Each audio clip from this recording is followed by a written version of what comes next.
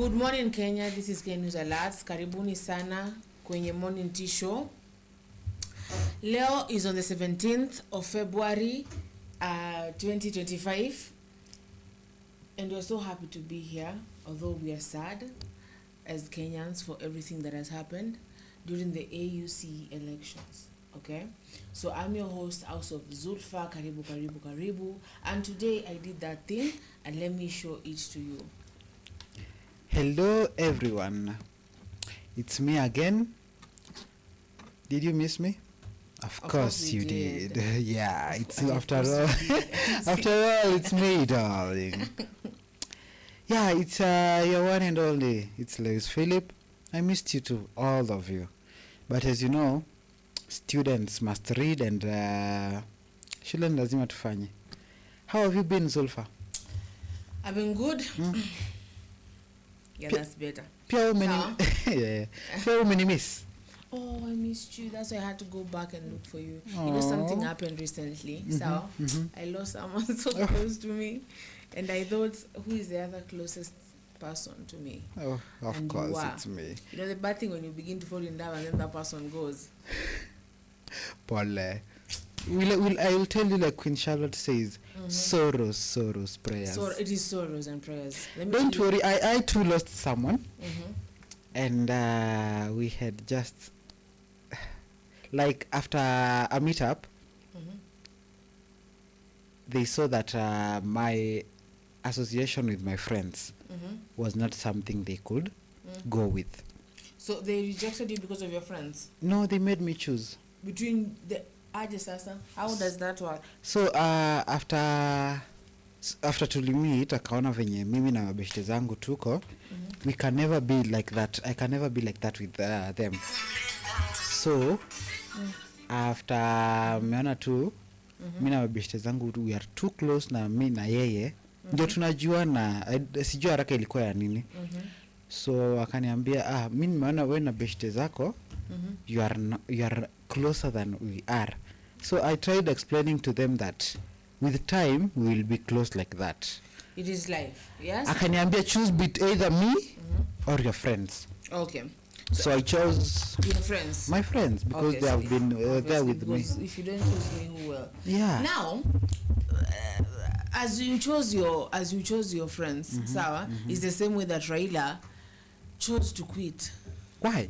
Before even the announcement. In fact, on Saturday we were so disappointed. We were here when we got the news, and we were so disappointed. And let me tell you, youths are more disappointed. The Gen Zs of Kenya are more disappointed. Yes. So can you go to Taifa Leo? Utasoma gazeti kwanza, alafu tuendelee na topic ya leo. Let's see Taifa Leo. Yes. And kuna, as you get there, a Senator Cheptumo aliyebwaga Gideon Moi uchaguzini aliugua kwa muda akilazwa hospitalini. Okay? Yeah. And then kuna anaugua kisukari na shinikizo la damu. Waititu alia akiomba koti mwachilie kwa dhamana. And then kuna hatutamruka Ruto na haturejelei kwa maandamano, washirika wa Raila wasema. Okay? So are you there? Yeah. Please read for us. Okay, if we start with the Senator Cheptumo. Rais William Ruto Jumapili aliwaongoza wa Kenya kuomboleza mauti ya Senator wa Baringo William Cheptumo, the namesake to the president. Marehemu aliaga dunia akiwa na umri wa miaka 57 katika hospitali moja jijini Nairobi, na amekuwa akiugua maradhi ambayo hayakufichuliwa. Senator William Cheptumo alikuwa kiongozi shupavu aliyekuwa akitumikia vyema umma. Alikuwa mstari wa mbele kupigania maslahi ya wakazi wa Baringo. Akaandika Rais William Ruto kwenye kimbarimbari yake. Maombi yetu ni kwa familia, marafiki na wakazi wa Baringo. Lala salama mheshimiwa, akaongeza. Spika wa Seneti Amason Kingi alisema kuwa marehemu alichukua majukumu yake kwa uzito na mara kwa mara alikuwa akitetea maslahi ya wakazi wa Baringo. Kenya imepoteza kiongozi ambaye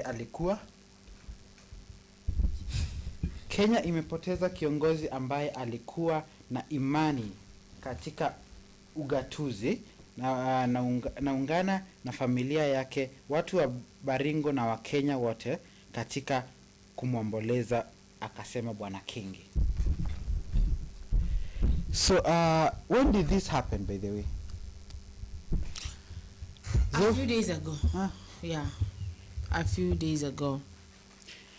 Our condolences, oh God, our condolences to the people, to the family of the Senator William, and the people of Baringo. We give you our condolences from our hearts, and for the loss of your senator, the family, for the loss of a family member. In fact, it was a whole motion. I think they talked about it. Yeah. Kwa Senate. Sawa? Yeah. So, kuna hii anaugua kisukari na shinikizo la damu. And I'm gonna say that to me, I feel like that is because alikuwa na koti kesini. Koti kesini. Kesi kotini. Kesi kotini. Kiswahili si mdomo chetu. It was created by the Arabs, yes? So alikuwa gavana wa Kiambu Ferdinand Waititu ameomba koti imwachilie kwa dhamana akisubiri kusikilizwa kwa rufaa yake dhidi ya kifungo cha miaka 12 jela aliyopewa Alhamisi. Katika ombi lake, Bwana Waititu ametaja hali ya afya, madai ya dosari katika uamuzi wa jaji, majukumu ya kifamilia na uzito wa rufaa yake, akiomba apewe dhamana. And I'm going to say this about that. I'm going to say if he's really sick, that is so bad, sawa, but these people need to be called accountable. That person had a corruption case for 588 million. Unasikia wewe? 588 million. Wakati hakuna madawa hospitalini, hakuna vitu shuleni, barabara ziko vibaya. Wow. And we hearing cases like those. And then after ameshapewa anaambiwa eti atoe sijui the money 51 million. I guess. Lakini mbona asiambiwa rudishe pesa yote? Saizi si ashakula ikaisha. 500. Yeah, see you bank ukiona hiyo pesa Zulfa, you spend as if you are going to die the next minute. I think no, he still has that money. Lakini hawezi fika. Arudishe hiyo pesa. Hawezi fika 200. Arudishe. No, I think this is the same person. I don't know who had the same scandal case back when I was in, I'm gonna say from 1 or from 2. So, kama 2018 or 20 something. So, when ati inabaki ya kwamba ati their child ambaye ako 19 years old anasomea Strathmore akona 180 something kwa bank. When you're 19 umetoa pesa hapo unajafanya kazi. Unless ni pesa people hide properties with the names of their children. Like if I'm corrupt or if I don't want, I know someday people might come for me, I hide it with my child's name. How do you watch names or no, mostly it is children because children will not what end after. Zingine zinafichwa kwa they are called dead man's account. Yeah, yes. Like right now I open my an account with my dead mother's name. And your account ndio nitakuwa naeka pesa za corruption, wizi, ufisadi zote. So you can imagine, you know, they will be like they can never look there. Lakini wakiamua kuangalia, boy, I am rich. I am richer than I don't know Elon Musk. How much is Elon Musk worth? Hey, that person is rich. Can you believe that there was once a time for a few hours that PayPal mistakenly sent 9 trillion to someone. They made him the richest man in the whole universe. Did they reverse it? Yeah, see, ilikuwa pesa ya watu. It was a mistake. But for seconds. For a few hours. For a second. Ilikuwa second few hours. Yeah. Huyo mtu angekuwa mimi separate, eh? Like Uko majusi kama uko eti kutumia natuma pesa mshwari natuma eti kwa mamako and they leave it. Yeah. Maju they will follow up with all that. I came to realize that in Maju pesa yenye haifuatiliwi ni yenye inawekwa kwa dead man's account. They'll be like hiyo ni pesa ya huyo mtu alikuwa ameweka huko before akufe. So and if they have not understand, yeah. They close those accounts. Yeah. When they look they assume it is closed. Because ukiweka and if you know your ways well with a computer, you will make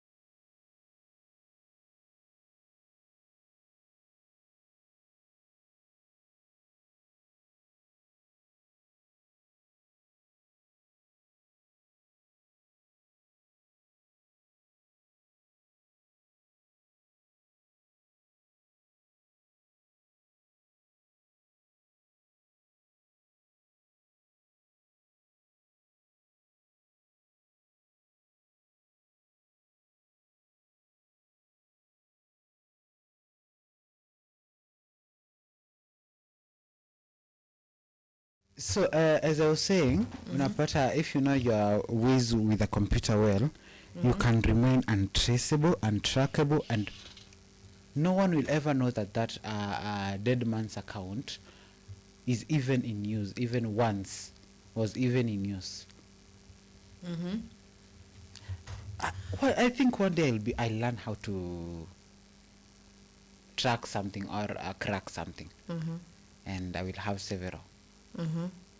Several accounts. Yeah, several. But in Kenya you can do that. In Kenya you can do that. Sometimes Kenyan police even in that dead man's nini, but they will still follow up. Yeah. But they will still. See, wakona hackers so terrible. They can tell you that ilipokea juzi. Yeah. And fraud huko, I think it is really frowned upon. Yeah. Sindio? So twende kwenye nani? Rais William Ruto amekubali kushindwa kwa Kenya katika uchaguzi wa mwenyekiti wa tume wa muungano wa Afrika AUC, akisema kwamba japo matokeo ya uchaguzi huo hayakumpendelea mgombeaji wa Kenya, ningependa kushukuru kwa dhati uongozi mzima wa bara letu kuu. Okay? So rais pia alimpongeza mwenyekiti mpya wa AUC Mahmoud Yusuf na naibu wake Selma Haddadi. Na tukimnukuu kwenye akaunti yake rasmi ya X, alisema kwamba nina imani na tume ya AU na Kenya inaahidi kuwa itawaunga mkono kikamilifu mnapoipeleka tume ya muungano wa Afrika kwenye ngazi nyingine. Okay? Yeah. So uchaguzi huu haukuwa wa watu binafsi au mataifa, ulihusi mustakabali wa Afrika. So my dear, as we continue with all that, because that is actually our topic today. Sawa? Yeah. Tell me, you know, I said we were here and then tunangoja hayo matokeo, of which many people knew that Mr. Raila is not gonna win. He started with the early lead, sawa, a very early lead, and in fact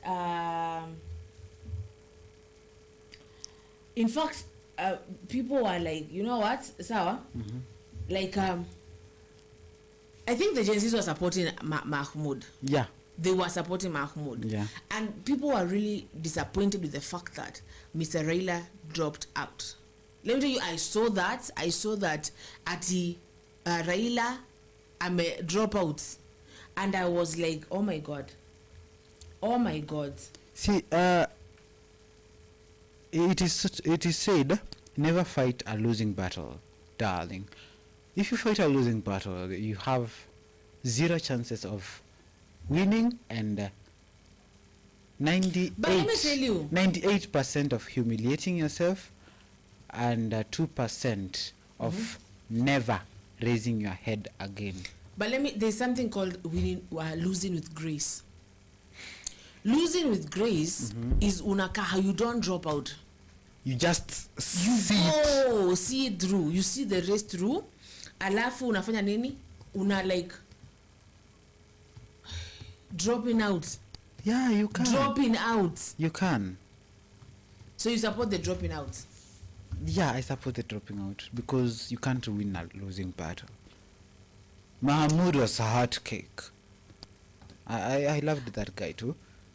From how he used to speak, I was like, you know, unasema yes you support, but mainly our taxpayers money. Sasa ubaya ndi pesa nyingi ilitumika kwa hiyo shughuli. Tukaacha, and in fact tulikuwa hapa na wageni fulani, and we like tukaacha kunini, tukaacha kuongelea watu na kidnapiwa, tukaacha kuongelea abduction, tukaacha kuongelea venye hakuna madawa hospitali, tukaacha kuongelea a lot of things. Sawa? Sababu so that we may support our dear Baba to go to Addis Ababa. Those those MPs who are dancing huko wakienda, apparently na baki that hawajatumia pesa ya umma, sijui ni watu watatu wamesapotiwa na government, wao wamejilipia kwenda huko. More than 70 people were there. More than 70 governors and MPs and all that. Na hiyo ni pesa yetu, si ndio? And then you go drop out. Hata kama tungeambiwa amelose, amekuja number 2. Amelose, ali drop out.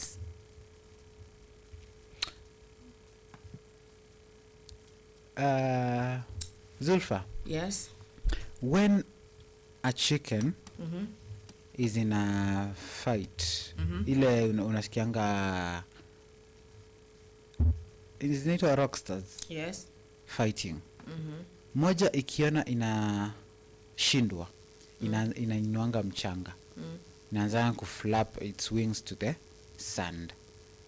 So it's somebody once said, a certain wise king said, it's never too late. You cannot be called a coward by accepting defeat in your own way.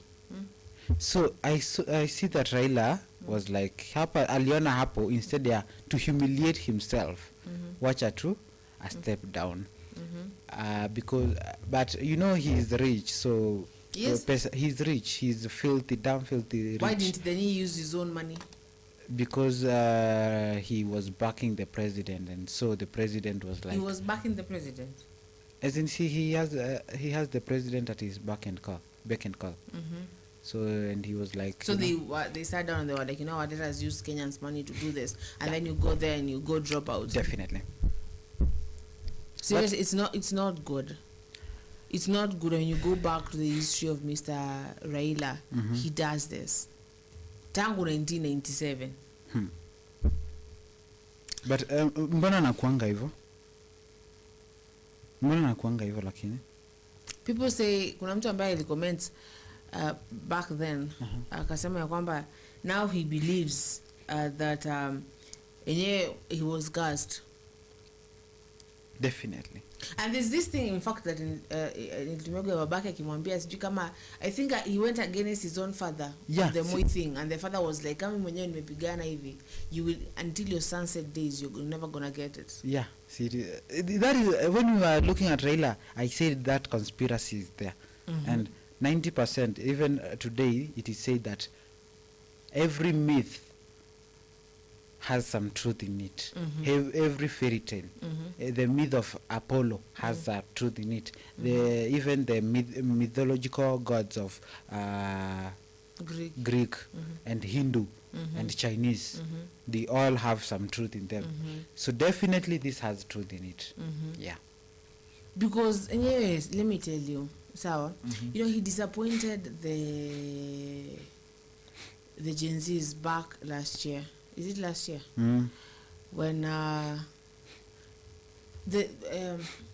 he said that yani alikuwa wamemunga mkono, sawa, and many people died for those maandamano. Yeah. And then he goes there and instead of kupeleka shida za Gen Zs akaenda akapewa positions huko na yeye na watu wake. Yeah.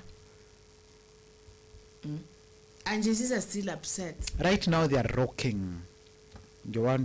See, there is this one mwenye alisema they are not backing out from the government.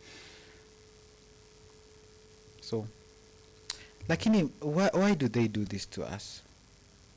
No one hata ukiniambia tunamsupport eti ali drop out. Unanishtua kaka. Why do they do this to us? Because no one, let me tell you, because no one is actually for Kenya. As no I told one cares you, about Kenya. People wanini watu wakiingia kwenye serikali, they are not here for us. They are here for their own. I usually say it's a bucket list. It's a bucket list. There is this movie I've been watching. Inaitwa Scandal. That movie made me love, though right now I feel like they are terrible people because of their current leadership and what they have been doing. It made me love Americans because those people, Zulfa, they kill for their country, and they are like, I have given everything for this country. I am giving everything for this country. So unapata wako zile za this country is mine, you know. And in that movie unaona this madam, though she's the president's mistress, unaona this her name is Olivia Pope. You see Olivia Pope going extra miles to make sure that the name of the president is Fitzgerald Grant, wins the president. He becomes the president. They even rig the election. In it was Scandal. So unapata like the kind of patriotism in people that have age. Kenyans tukuange na hiyo kind of patriotism. Hai? Not just to put anybody ati mtu mwenye ako tu hivi. Like but the leaders that we choose, the leaders that we choose, sawa. I was listening to someone, sawa, and they were like, we even as Kenyans are arrogant, sawa. We don't care where our tax money is going, and then we're here, like, we should first understand how tax works. Ujue pesa yako inafanyika nini, you know. And there's this, you remember when Chris was here? Chris, that very handsome gentleman. Yeah. So Chris, sawa, Chris alisemaga aje? Alisemaga ya kwamba majuu ama sijui ni wapi, money ya county, kama ni county ya Kajiado, kama ni county ya Kajiado, unapata taxpayers money inabaki hapa. After pesa ya tax yote ya Kajiado ina work hapa, inasaidia mashule hapa, inasaidia hospitali hapa, inasaidia kama ni police stations, inasaidia hapa. It is one man, one shilling. It doesn't go. Now the issue right now is unapata ya kwamba that pesa goes, we don't even know, actually we don't know what is happening with our money. We don't care. In fact, juzi ndo Gen Z wameta kwa like we wanna know what is happening. Wazazi wetu they used to be like, oh, they wanatosa ushuru, lakini hata hawajali, hata waulizi, unaona, they like and it is really bad. And then now we have, okay, we are ignorant and they are arrogant leaders. That's why unapata leader anasema kama upendi penye Kenya inaendelea, wewe songa mbele, enda Tanzania, uishi Tanzania. A whole leader, you remember we were discussing that? Sawa. That's why unapata pesa na watu wanachukua wana lobbying for this person, Mr. Raila, and then he goes and he drops out like arrogantly. It's like you don't even care, like Lakini mbona ubaya watu hawatumiangi pesa yao, and they're like, that is the thing, that hawatumii pesa yao. you know, they are not feeling the pain of the Kenyans are feeling. Wako zile za they have made it, you know. Wako zile they have made it, wamefika mwisho, and they are like they just say, and I quote, fuck them all, you know. I swear. Wako zile za tumefika hapa, pia sisi tumewafanyia kitu. Wametufanyia? See, they beat their chest, they brag. We don't know what they have done. We don't know what they have done, and we are like, what are we going to do about it? You know? So they just want us to be like, if we don't worship them, they will crumble, they will crack us like they had Crack done. us. Huh? Like nakanga tu hivi, I just get shivers, and I'm like, God have mercy on our souls. God have mercy on Kenya. Yeah. God have mercy on Kenya. As Raila stand with a straight face and tell us, you know what, unajua alikuwa anifukuza Kenya ndio Kenya yadibike, akinipeleka huko. You know, they will become a blame game. Yeah. Let me tell you, kidogo unasikia tu wameacha kusikizana. Drama like Kenya is keeping up with Kenyans. It is politics. Keeping up with the politics of Kenya. They say politics is a dirty game. There And is no Kenya permanent. is dirtiest. There is no permanent friend in politics, neither permanent enemy. So you're just there. What else can you do?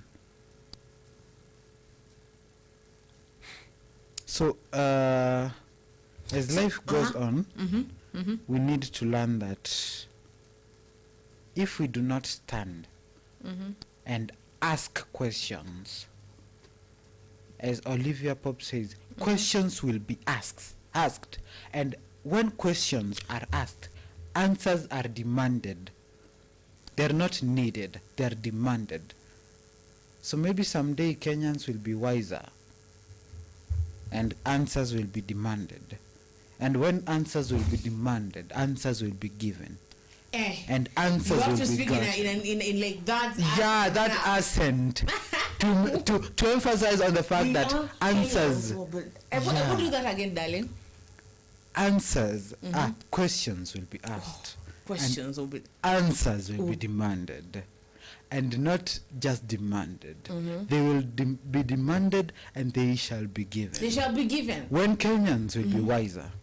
No, in fact, Kenyans are wiser now. But why are they letting the Kenyans that ni sisi? Yeah. Achana na story ya mamako hapa. Sawa? You know? Mbona nimekuingililia achana story ya mamako. Why? Do not. There is this last time we referred. Why? I don't want. I just want peaceful. She is. She is dangerous. A hurricane. She is a hurricane. Aye, she's a hurricane. You know, I used to avoid passing through your place. That lady, Akianza. Do you know that Yosiku? She was like, yeah, I can hear you. I hear you have a mistress out there. Oh my God. What? Go bring her. What? I don't want to hear rumors. I need to see the mistress myself. Who was the I'm mistress? like, Mom, you are. Like, that place. You know, I just want to get out of that place and go to another country. Somewhere far away. Because she caused drama. I used to avoid. Let me tell you, I was told by someone, na ujue shoshoalewe na kutafuta. Hey, and it was, you know, every day I would be like, ananini. Every day I would be like, she would ask me, leo naenda, and I would be like, Mom, hapana, nitaenda kumngoja pale kwa barabara. She will know who I am. I don't want mistresses. I need wives. No. And I was like, God have mercy on my soul. No. So read comments. There are comments. Okay. Please read them. So Kim, welcome. Good morning. And anasema, people need to stop saying Kenya has lost. Kenya has never was never in the race. An individual lost, and that is all. Kenyans are the most patriotic people, darling. Kenyans might be patriotic, but the people, the scandals in this country. No, we are the people, Lewis. then I'm gonna say when one person these people does something. The 1950 era people. Do you know it is said, even the Bible says, when a child is wise, strong, educated, and disciplined, he belongs to the father. When he isn't, he belongs to the mother, and that is fucked up. Right now, Raila angekuwa hapo hivyo. My dear Kim angekuwa zile za Kenya. Kenya is there, not an individual. It is a fact that Raila lost, and right now Raila was Kenya. So Raila lost. When he was Raila out here, he was a Kenyan candidate. He wasn't as Raila. No, he wasn't. Alikuwa anakuja na jina la Kenya. Yeah. It was like, you know, we have a Djibouti candidate, we have a Kenyan candidate, and then they say the Kenyan candidate has dropped out. Yeah. Kenyan candidate has dropped out. What does that mean? What does that make us? But I knew the candidates go and drop out. I knew he would not win because, like, no, we all knew. The other presidents are like, abduction inafanyika kwa nchi yake. How now? How are we safe? And others are like, yeah, we are seeing this is happening in his country, drought, hunger, people are dying. And he's promising on how when people were being abducted, he was still silent. And do you know that person when nimekwambia tuliachana, they promised me, hey Zulfa, I have never answered a call so eager to hear myself being promised heaven, Jerusalem, when you know Israel. Hey, Hati, you know, we will be going on dates and I will be the one paying. Yeah? And I was like,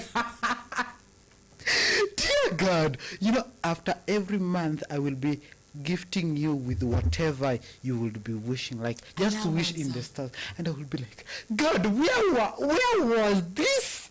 Where was this person when I was needing to date? When I was lonely, needing somebody to promise me heaven and earth.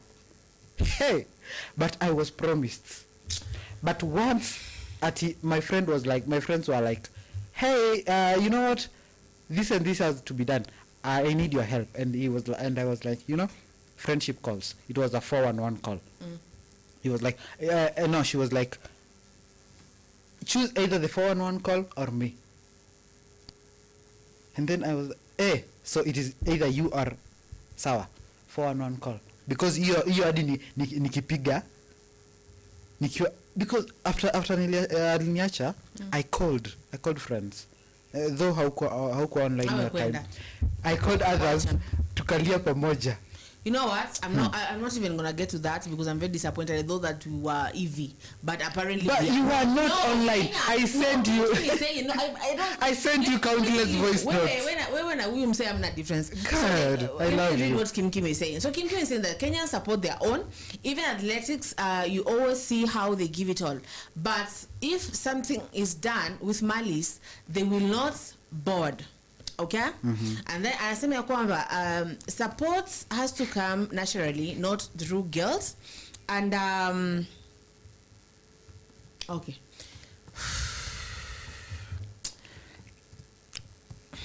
Support has to come naturally, not through guilt tripping and blackmail. Maybe God just wanted to save us from the noise and the endless chest thumping speeches from the rooftops of vehicles. And then, but who said Raila was the most suitable to go for the same? It was done out of people's will. And then he says, but Ruto did his best and I salute him. Yeah, I salute him too. Ruto did his best and I salute him. You know, it takes courage to support an enemy. It takes courage to support somebody who fought you for eons. You know? But it is politics. He supported him. But right now, I'm sure watakosana. Raila does this. Raila does this. You remember we did Israel government down there. You remember? Yeah, si alikuja akapea Moi. Sawa? Yeah. And we talked about Raila. We went back to the history. Sawa? And we find out that Raila, he formed the 4K, whatever. Senior? Yeah. And then back in, I'm going to say 1997, after he lost, up to Mali 2000, I'm placed there, he joined KANU. The same person who has been torturing you, the same person who fought your father, the same person who made your fathers and curse you a living hell. The same person who made your father curse you, the same person almost who cursed you. Like, you are there supporting shaking them. Hands. Hey, how shake hand kwa kila government? He shakes hands. Obviously. Every government. Let me tell you, wakati tulikuwa tunaongelea mambo ya AUC, sawa? Unakumbuka kitambo ukiwa, when I was greeted by this Vincent guy. You remember the way we laughed because of that greeting?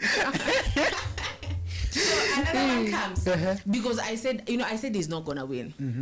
And we all knew that he's not gonna win because the Gen Zs were actually supporting Mahmoud Yusufu guy from Djibouti. Yeah. Me too, me being one of them, and I saw it from afar. I'm a seer by the way. Hear this, sawa. Peter has sent me a message. Sawa. Peter is like, Baba has lost the diplomatic campaign to clinch the UC. I saw this morning when I saw over 100 MP senators and governors clamped in hotels to sing the dance Bado Mapambano in a this intimidated diplomats. The process required soft diplomacy, not shouting. But anyway, this loss is a clear vote of no confidence by African presidents to President Ruto. Okay? Sawa. And back home, Baba has been kept busy. Episode 1, let's watch episode 2 in style.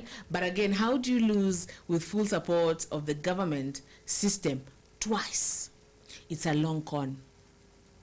You lose when... How do you lose when apparently the entire government is supporting you?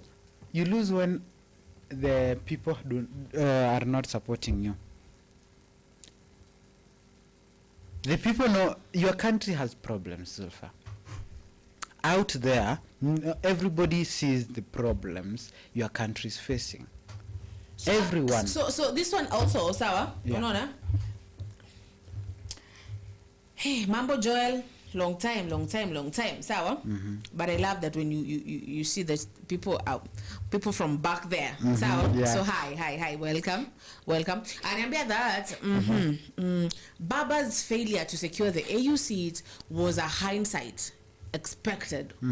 Sawa. The signs were clear when more than 100 MPs, senators and governors gathered in hotels in Addis Ababa singing and dancing. Sawa.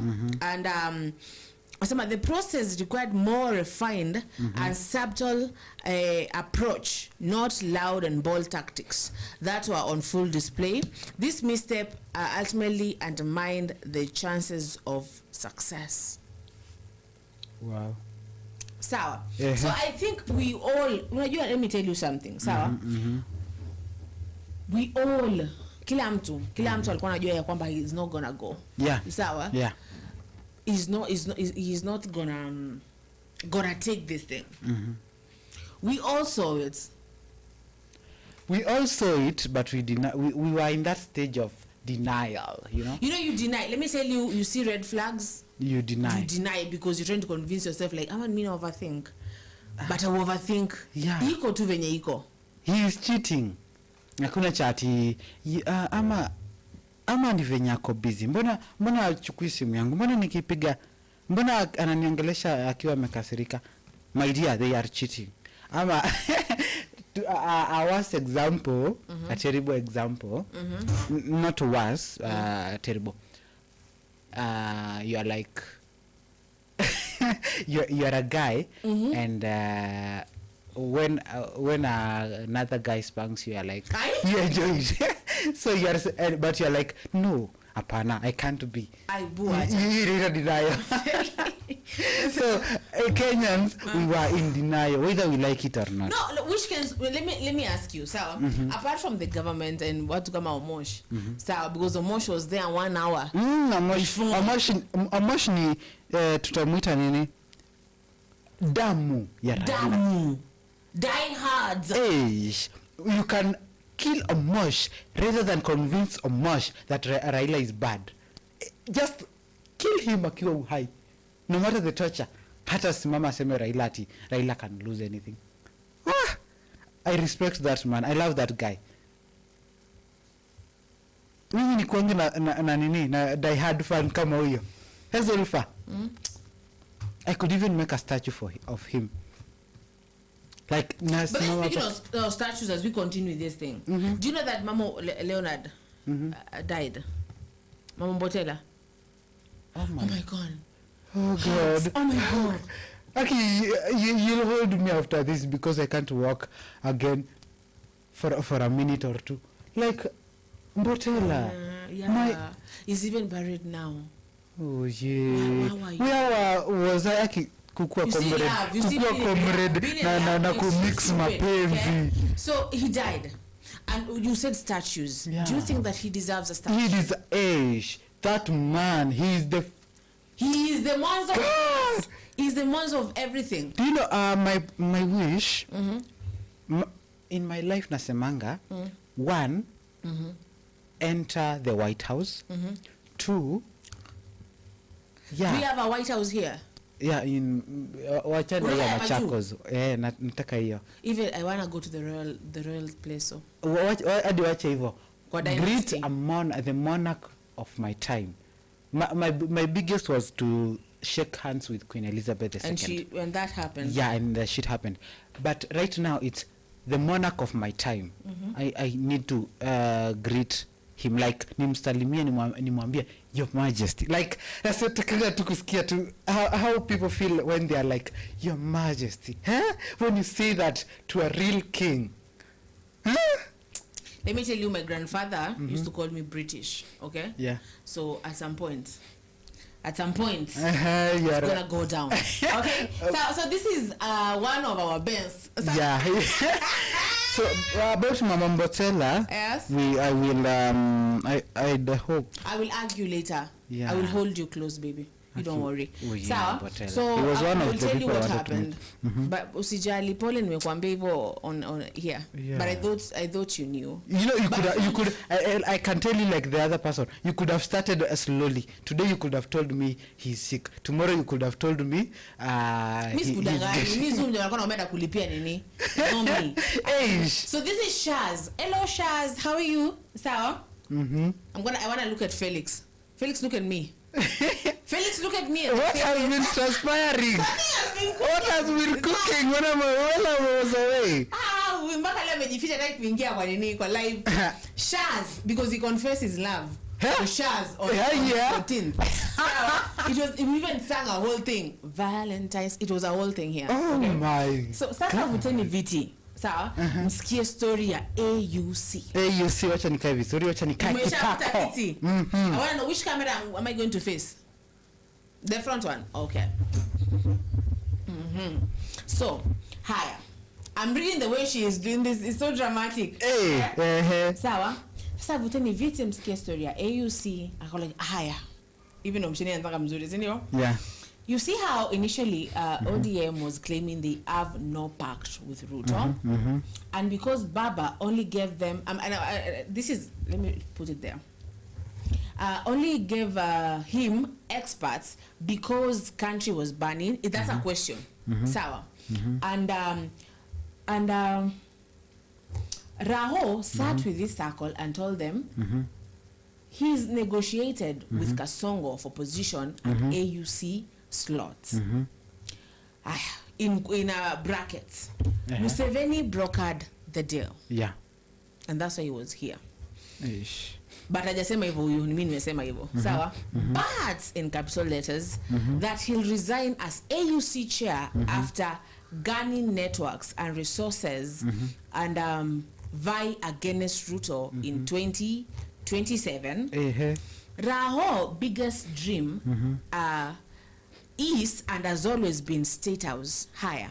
Judas says ndio hao. Kafikishia Ruto habari. Oh my God. It's keeping up with the Kenya. Yani. Hey. Sawa. Kubweka Kenya ni kujitakia. I wish. Sawa.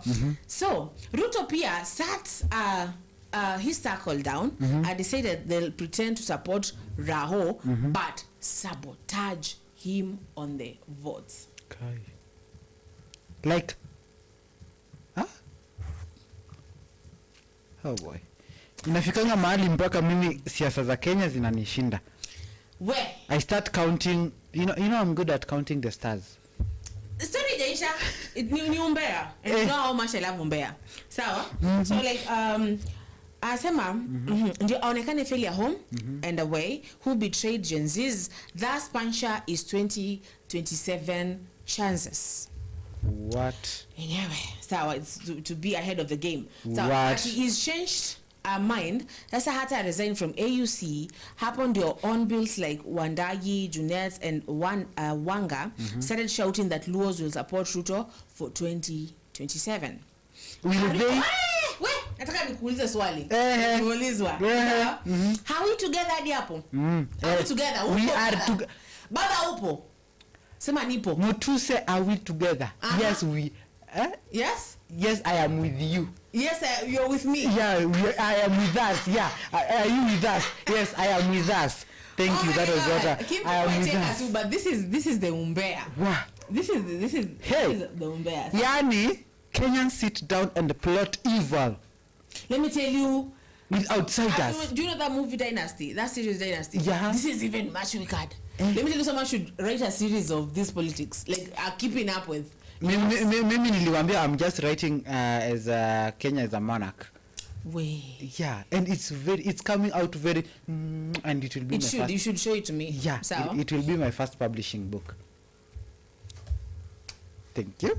So, bars. That's why ODM kuna msuko cause the likes of Orengo, Sifuna are asking akina Wanga. Skiza. Oh my God, I'm loving this. Hey, wait. So we decided we are vying against him in 2027. Why are you declaring support for him? Sawa. Now this is Sifuna and Wakina Orengo. Sawa. And then Nakulenjin Mafia are very unforgiving and cunning.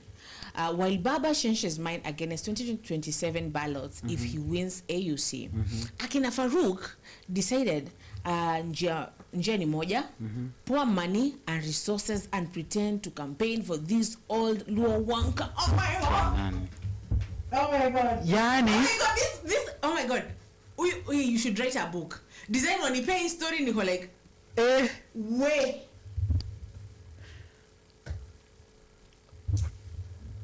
Tuafaa tupatane tupige mshene. Kama hivi ni unapiga mshene, I would like this. Yani these people sit down, cook, prepare, steer. I can tell you people are two-faced. Huh? People are two-faced. They sit down, cook, prepare, steer very well, and make sure it's you serve it with poison, and then you're like, you know what? Unakaa chini on that table, sawa, with them. Hey. Lakini ulikuwa umemeza antidote before. Yeah, na unakula your food na wao. And then as they are choking, you're like, So, and as you thought, sawa, mkafikiria utaenda drop out, uchukue kiti. And you're like, I've been here for some time and I've learned some few tricks. Oh my God. Hey. This is sweet. You know, when I was learning how to warp up portions, I was like, no, stop with that. Meaning it's just nice portions, like beauty portions. Why are you doing beauty portions? I told you I'm vying for eternal beauty because immortality is not then my you thing. Go you talk to, and I don't want to seem like a bad person on not national, but it is going to be national television soon, so I don't have to seem like a bad person, but you go deal with Hecate when you're dealing with those kind of things, and then you're going to know how bad it is. No, I don't deal with Hecate, I just deal with myself. You know, yesterday I was in Kitui. So, oh boy. So we shall talk about that. Somebody's ukambani now. Tutengeneza watu kinyumbani. They just can't up and live like that. No, thank you. Yeah. So this is the thing, yeah? Then angusha yeye kwa ballots. Kura ya Wajaluo isikushtue. Hata Raila huwa hawampi 90%. Kura utaiba through wa Somali and Ugandans through the border.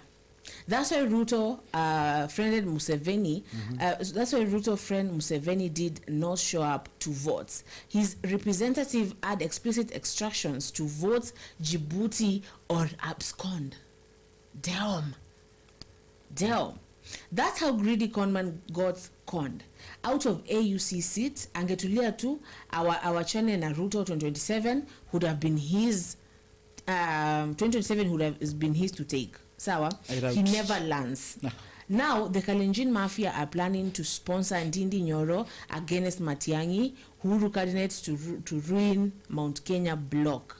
Maneno ni mengi masaa tutatafuta, but this is politics. Let me tell you, like Ebu, Felix, clap. I know you want to clap. So clap. Mama. Tafuta masaa. If you're giving it, kama ni penny design, naitaka. So who said Ruto? This is Kim sasa. Unaona? Kim, yes. Kim. Who said Ruto voted for Raho? Amko serious nini? Kwani who did he vote for? So alikuwa na support. Ama what was nini? Ama two story ni ambayo nimepewa. You know, as well as I know politics, as well as I've done political science, which I want to start doing. You know, I like you so much. I like you so much, darling. Yeah, thank you. I love you. Thank you. I am addicted to you. I love you more. So I used to mention you here like a thousand times. So let me tell you, because I missed you. Okay. So I thought you were a lawyer. Hey, I told you, I'm a man of many talents. And I like that for you. Thank you. So I've been doing some insights on politics, and nimejua that if you are a politician, lying comes naturally, two-faced comes naturally. You tell people, you laugh with people, but at night, it said, laugh with your foes and kiss your, laugh with your friends at day, kiss your enemies at night. So I should be sleeping with my enemies? Yeah. I didn't know that. Make sure you give them big, long, very long kisses. Stop that. Yeah, I'm telling you for free. Politics. So politics. You know Nick. You know Nick. Yeah. You know Nick. Yeah, I know Nick. Don't ask me how. I just know Nick. So politics. Yeah, politics imply that you should kiss the palm that fists you. God. Yani mkono yenye nakupiga ngumi uende tu uishike. You know the way usually be like when fair maiden, like when you, because Kenyans akunanga gentlemen. Okay, there was a gentleman here. Oh yeah, except that you one. saw? Yeah. That gentleman? Yeah. When a fair maiden goes to shake hands with a gentleman, they are like ana hold mkono vizuri and so that is what politics implies.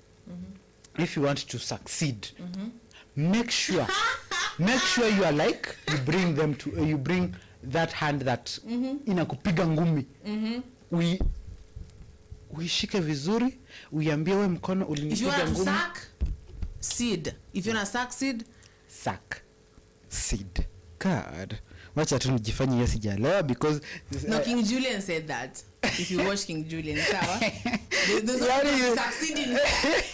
Succeeding here. So that is the thing. You must kiss them. Yeah. You must. I hate the way that to survive in life, you must I'm gonna say.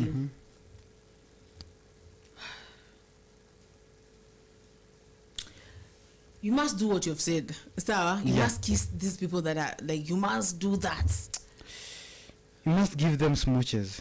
One thing I hate are false smooches. Even do you know that the Bible says, give your brethren a holy kiss? Hiyo kitu ilikuwa inafanya shule.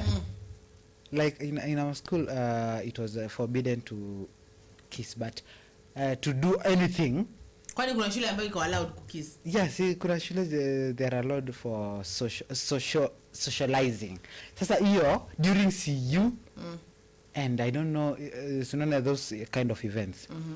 That would be the closing remarks. Give your brethren a holy kiss.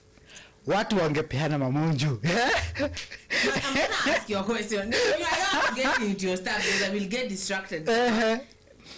I'll get distracted with this because you're telling me things that are not available right now. Now the thing is,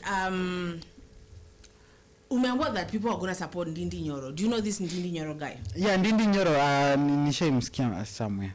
The Kalenjin mob. So, they're going to support Ndindi Nyoro against Uhuru. Sababu Uhuru alimtoa Matiang'i. Akasema sisi kama watu ya Jubilee tunamsupport Matiang'i. Si ndio? Gachagua na yeye kidogo he was rallying with anitwaje na Kalonzo. Sawa? Yeah. But you know we all know Kalonzo. Yeah. We all know Kalonzo. Sawa? My love for him doesn't die. Sawa? But we all know. You know your person. Yeah. Sindio? Yeah. So let me ask you something. Yes?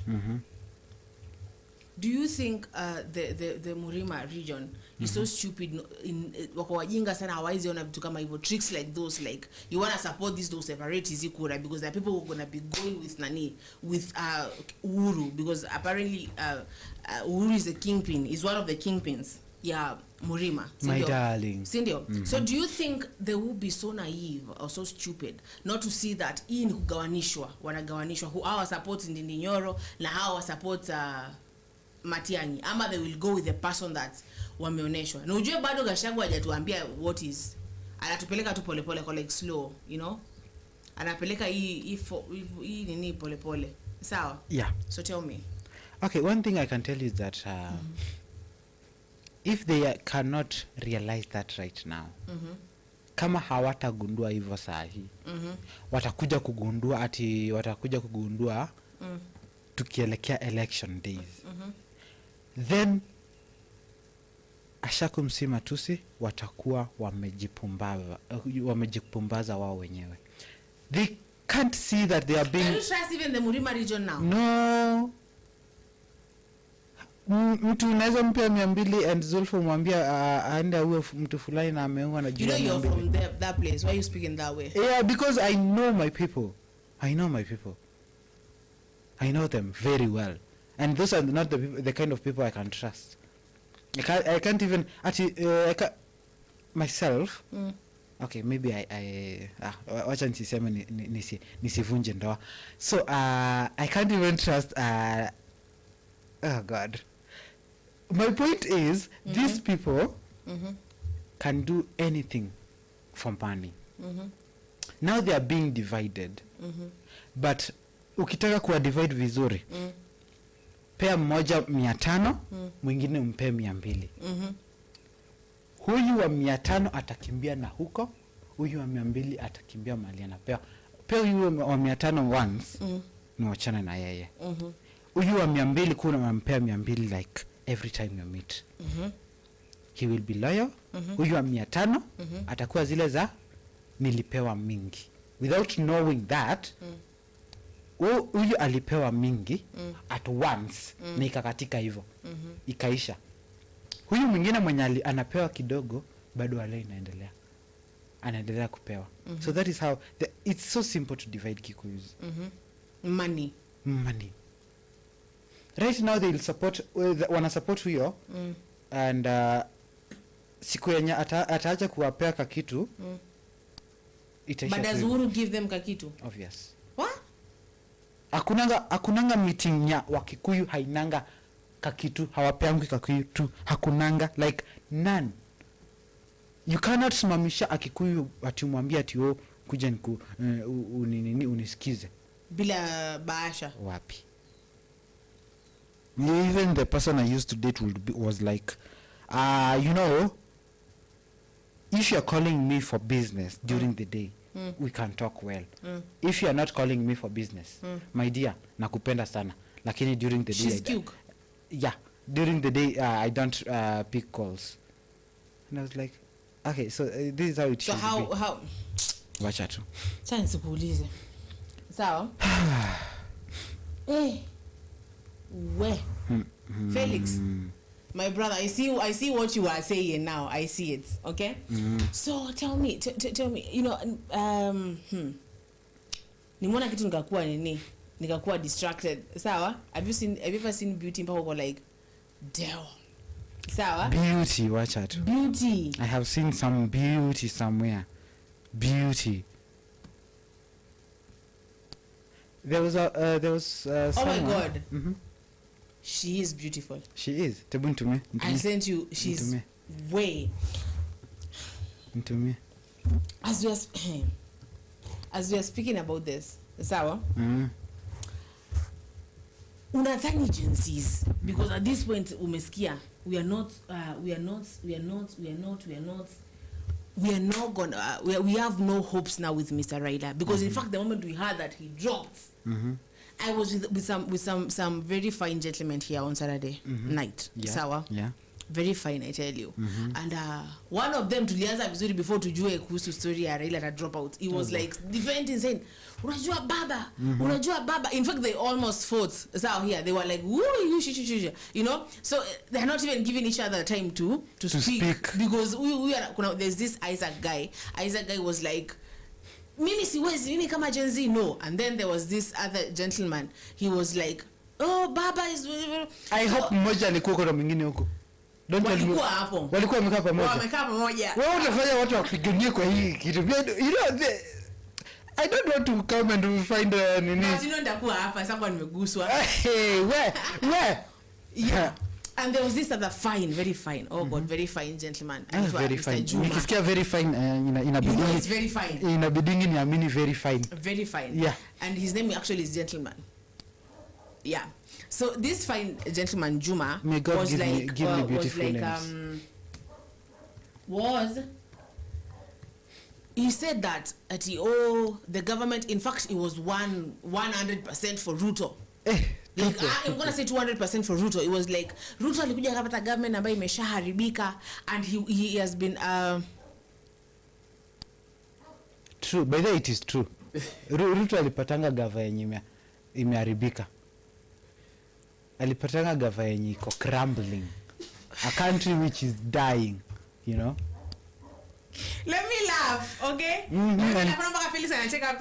Because of something that we shall discuss.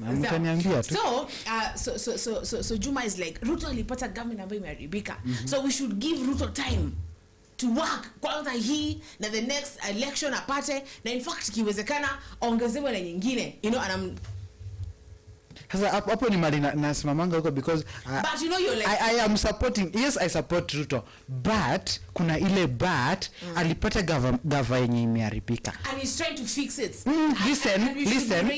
Listen, alipata gava yenye imeharibika. He is my president, nampenda na mimi ni supporter wake. I voted for him kimoyo. But alikuwa you voted for him spiritually. Yeah, alikuwa kwa hiyo gava ikiharibika. Si ndio? Alikuwa tu kwa hiyo gava. Let's agree on something which is true. Alikuwa kwa hiyo gava ikiharibika tu. Ikiwa inaharibika, while it was crumbling, he was still there. So you can't tell me that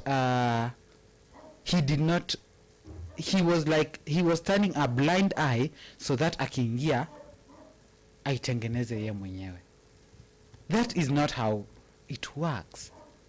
You can't tell me that right now Kindiki will be like, after Ruto leaves, Kindiki or Gachagua will be like, nimepata gava yenye serikali yenye imeisha, like a government which is dead, like nothing here goes on without me coughing. That is not how the story should go. Amepata imeharibika. Ikiharibika si alikuwa tu. What did he do about it while he was there? And right now imeharibika, yes. He's fixing it. Here tukatai. We are giving him time. As for me, I was after doing some political research and being like, yeah, government. It's never easy to rule a country, because even a class, I was a prefect, and a class was something terrible to walk into. So you can imagine a government whereby you are wanted in 47 states. Wanted? What do you mean when you say wanted? You must visit the 47 states in 365 days. And si kuvisit at uonekane, you must allocate millions in every state you must do this and that na hautapendwa na kila mtu na kuna wengine watakutupia mawe kuna wengine watakuchukia kuna wengine watataka kukupiga you assassination attempts. You do that is good enough for them. So you can imagine all those God, even in my worst nightmare, do not make me dream being a president or something. If do you know that the work of a Grand Duke is to collect rents? So yeah, if I go to a country, to Scotland and buy a Grand Duchy, I will just be collecting rent, nothing much. Hello heaven. So my point is, as more as we criticize this government, let us know that it is doing something and ilipata a very terrible state which is trying to fix and which it was there when it was still terrible. That is a free, that goes without saying. You don't need a genius to tell you that Zulfa hii serikali yenye iko ndio yenye ilikuwa during the time of during the year 2021. You don't need a prophet to tell you that Zulfa after the show you will go outside. Yes, those are things that you'll be like, yeah, I do that every time, you know. But do you actually really know what will happen 2 minutes from now? No, you don't. Sindio? Yeah. So Kim anasema na hao watu walienda wapi? Walitutusi sana. Kwani kulikuwa kunasha aje? It was really hot. And in fact walienda Arusha. Tanzania. Yeah. It was fun though. It was a really fun thing. Sawa? So sometimes you missed. Let me tell you, you missed. What? So I was saying, now this Juma person was like, as you have said, he found a very broken government, and he has to like fix it because it has been broken tangu wakati wa Kibaki, tangu wakati wa Uhuru. Sawa, na sasa anajaribu kufix. Tulikuwa tushakopa madeni na madeni mengi tena sana. Sindio? Now he's trying to repay all that because we had a chat even after the show, sawa? So we sat down and we spoke, and he was really passionate about all this. He's like, you know what? As I was saying about the other gentleman, there's a report ikakuja ya kwamba Raila ame drop. That person wanted to cry. He was like Mogadishu to Bondo shingapi akitoka aende to home. Sawa, mara kwanza because I was with Felix there live tunafaa kuja ende home tuendage nyumbani pale kwake tunachukua maarifa kuhusu politicians and kuhusu politics and all that. And this person is like anaenda aje home, baba bado ni myang, baba is what, and then he changed his tune like I'm a job aende home. Aende home. Sawa, maybe he became homesick, you never know.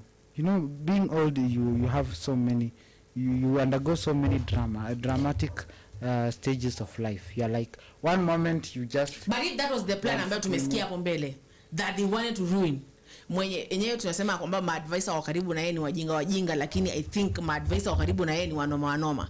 They know how to play this game dirty. But do they know how to play it well? But for themselves, for their own benefit, they are doing it. Do they know how to play it kweli? Because si Raila naongelea Ruto. Ndio amecheza huo mchezo. Hiyo shere. Haya.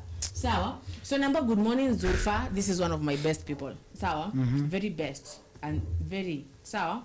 Anasema kama good morning Zulfa. Ananiambia President William Ruto's government borrowed 572 million daily between September and December 2024. Sawa. Totaling to 68.7 billion in 4 months. Sawa.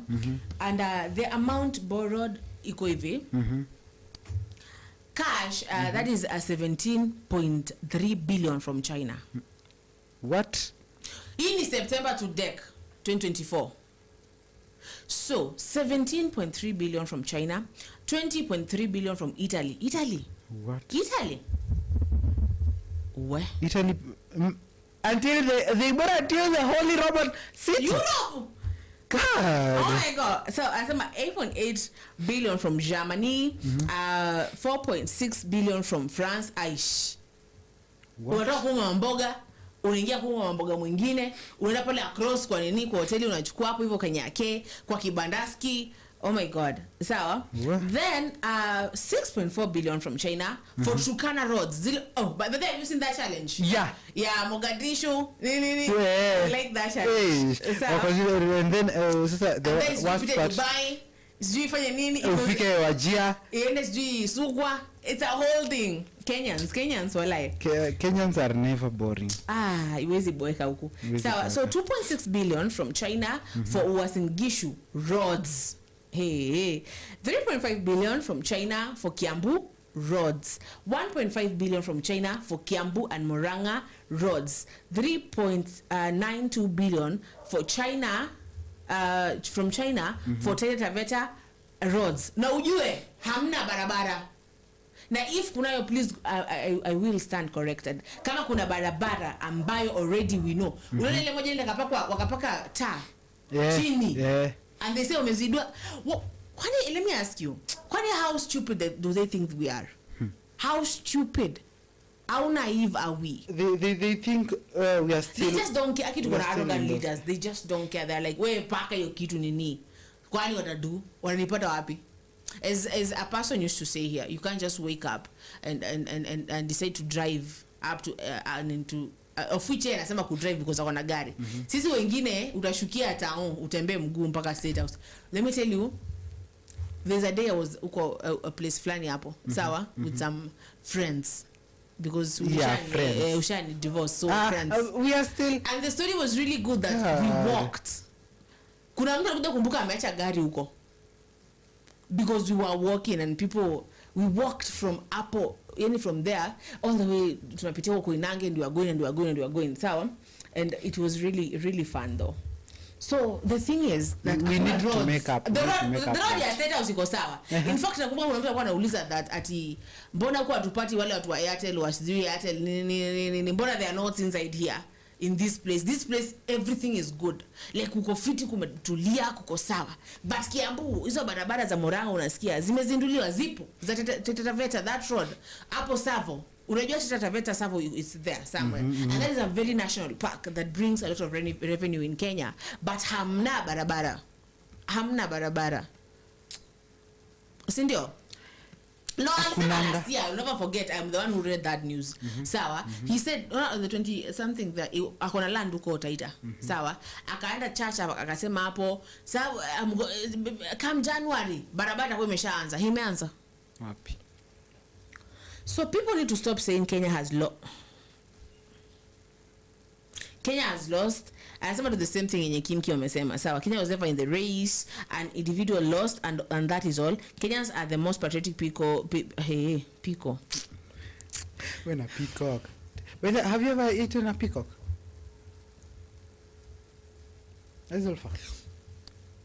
What do you mean? Have you ever eaten a peacock? There was this other day I was eating turkey.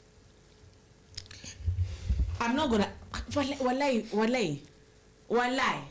Oh God! I thought we divorced. Yes, I do eat pickles. Not pickles, peacock. God. Peacock. Yeah, it's a bird. It's a very. I know what a peacock. Yeah, it's a very beautiful bird. Why would you eat a peacock? Why would you eat that beauty? See. Yeah, I told you, I'm running to be eternal beauty. I want to be 90 and still look like this. Then you should become a vampire. I could introduce you to Mr. Dracula. No, thank you. You know, that is one. I don't want to sleep in a casket. Now you want squeezy kuna a lot of technology. If unakuwa vampire unaishi Dubai kuna they live there. Okay, I'm not going to Dubai. I am not. No, thank you. I'm not going to Dubai. Because ever. if you ask me such a question, I'm going to answer. I don't want people thinking that I'm a nerd. Is that I'm obsessed with I know. Somebody told me that when you find somebody who loves your weirdness, then you are umefika hapo ndipo. That is where you belong. So my dear, I love that all that shit. Then we should get married. We should. again. We will get married. We had a divorce. We divorced, but we should, because you're the only person who really got my goofiness. Yeah. Who got my stupid jokes and dark humor. Okay. Kabisa. So wanasema kwamba that kuna hii anasema was of former Kiambu governor Ferdinand Waititu. So ya Ferdinand tulikuwa nini sawa? Kim anasema ya kwamba anauza premium 600k. You people should not talk again. Hey. Just 600k. That's 600,000. Kim, where do we get it? Kim inbox me. We talk business. I really need a car from Machakos to here on a daily basis. Why didn't you drop us today? My car. Tunaacha gari garage. My car has problems. Unajua hiyo gari venye ni mzee. And I'm like, why we paying Bolt? Why we paying? Unajua hiyo gari venye mzee. Kuuliza ni asubuhi. Service inataka almost 50 something k. Do you know it belongs to my great grandfather? It has been passed down through generations. But tulikuja leo tukisukuma. Paying Bolt all that money. Tufike mpaka hapa. Are you serious? No, thank you. Nimesema because I just woken up, I won't ask you anything. But I'll come to ask you. Oh dear God. Sawa? Because you Kim anatuzia very cheap, so tuende. I think I need a marriage expert, because literally if you're going to get married again, I think you're addicted to me, that's why you call me. Yeah. Sawa. I'm going back to school again. Peter anasema ya kwamba pinches. Why do they call them pinches? I don't know. Peter and pinches. Who came up with that? Pinches. That friend of mine pia anaitwa Pinches. Ndo Peter. Yeah. So Pinches anasema good morning Zulfa and Felix and Lewis. Good morning. Kopoa. We miss you Lewis. Finally harusi tunayo. We had divorced. We are back together. You remember I must go back to my passion. Yeah. Vumbi. Just up and go without even. Soko ni chafu. Wacheni niwaambie for free. Soko ni chafu. Ulizeni Raila. Hey, kwamba hapo. Sinaona hapo malipati attention ya kutosha. Bora tu ukipiga simu inachukuliwa, and at the end of the call unaambiwa I love you. Ukisema I love you unaambiwa I love you too. Someone asked me this. To you. Hey. Someone asked me this. They told me, Sawa, I know I didn't give you flowers, but I hope will you feel. What is that? But do you know? Yes. Don't get jealous. After here, do not shoot me. I was bought chocolate, nikapewa maua, na nikapelekwa outing. Vizuri. Okay, we have agreed. We were on a break. We had divorced. So, God, they can't handle me. So I'm back to you. Then why are you eating their chocolate? By then it was Valentine's. Mbona ungeenda to dish tukiwa wawili? Sawa? Why? Because by then we had divorced. Divorce is shit, but hapo tunapatana. Wewe yako uliniita. Na nilikuwa naona ukipost ukiwa nini pale Pizza Inn. Did you call me? Yeah, thank you. I thought so.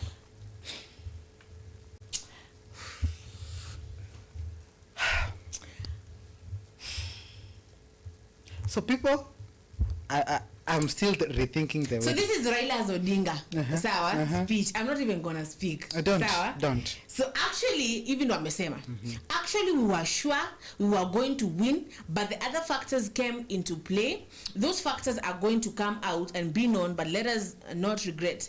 This is no time for lamentation. Wow. Hivyo ndo baba alivyosema. Wow. Sawa. Hivyo ndo baba amesema hivyo, na akakuja akaongeza kusema I'm not regretting. Sawa, I will walk with my head tall. There will be another time and there will be other things. Sawa. Aya. Yeah. There's so Baba wants to tell us that tusahau tu hivyo.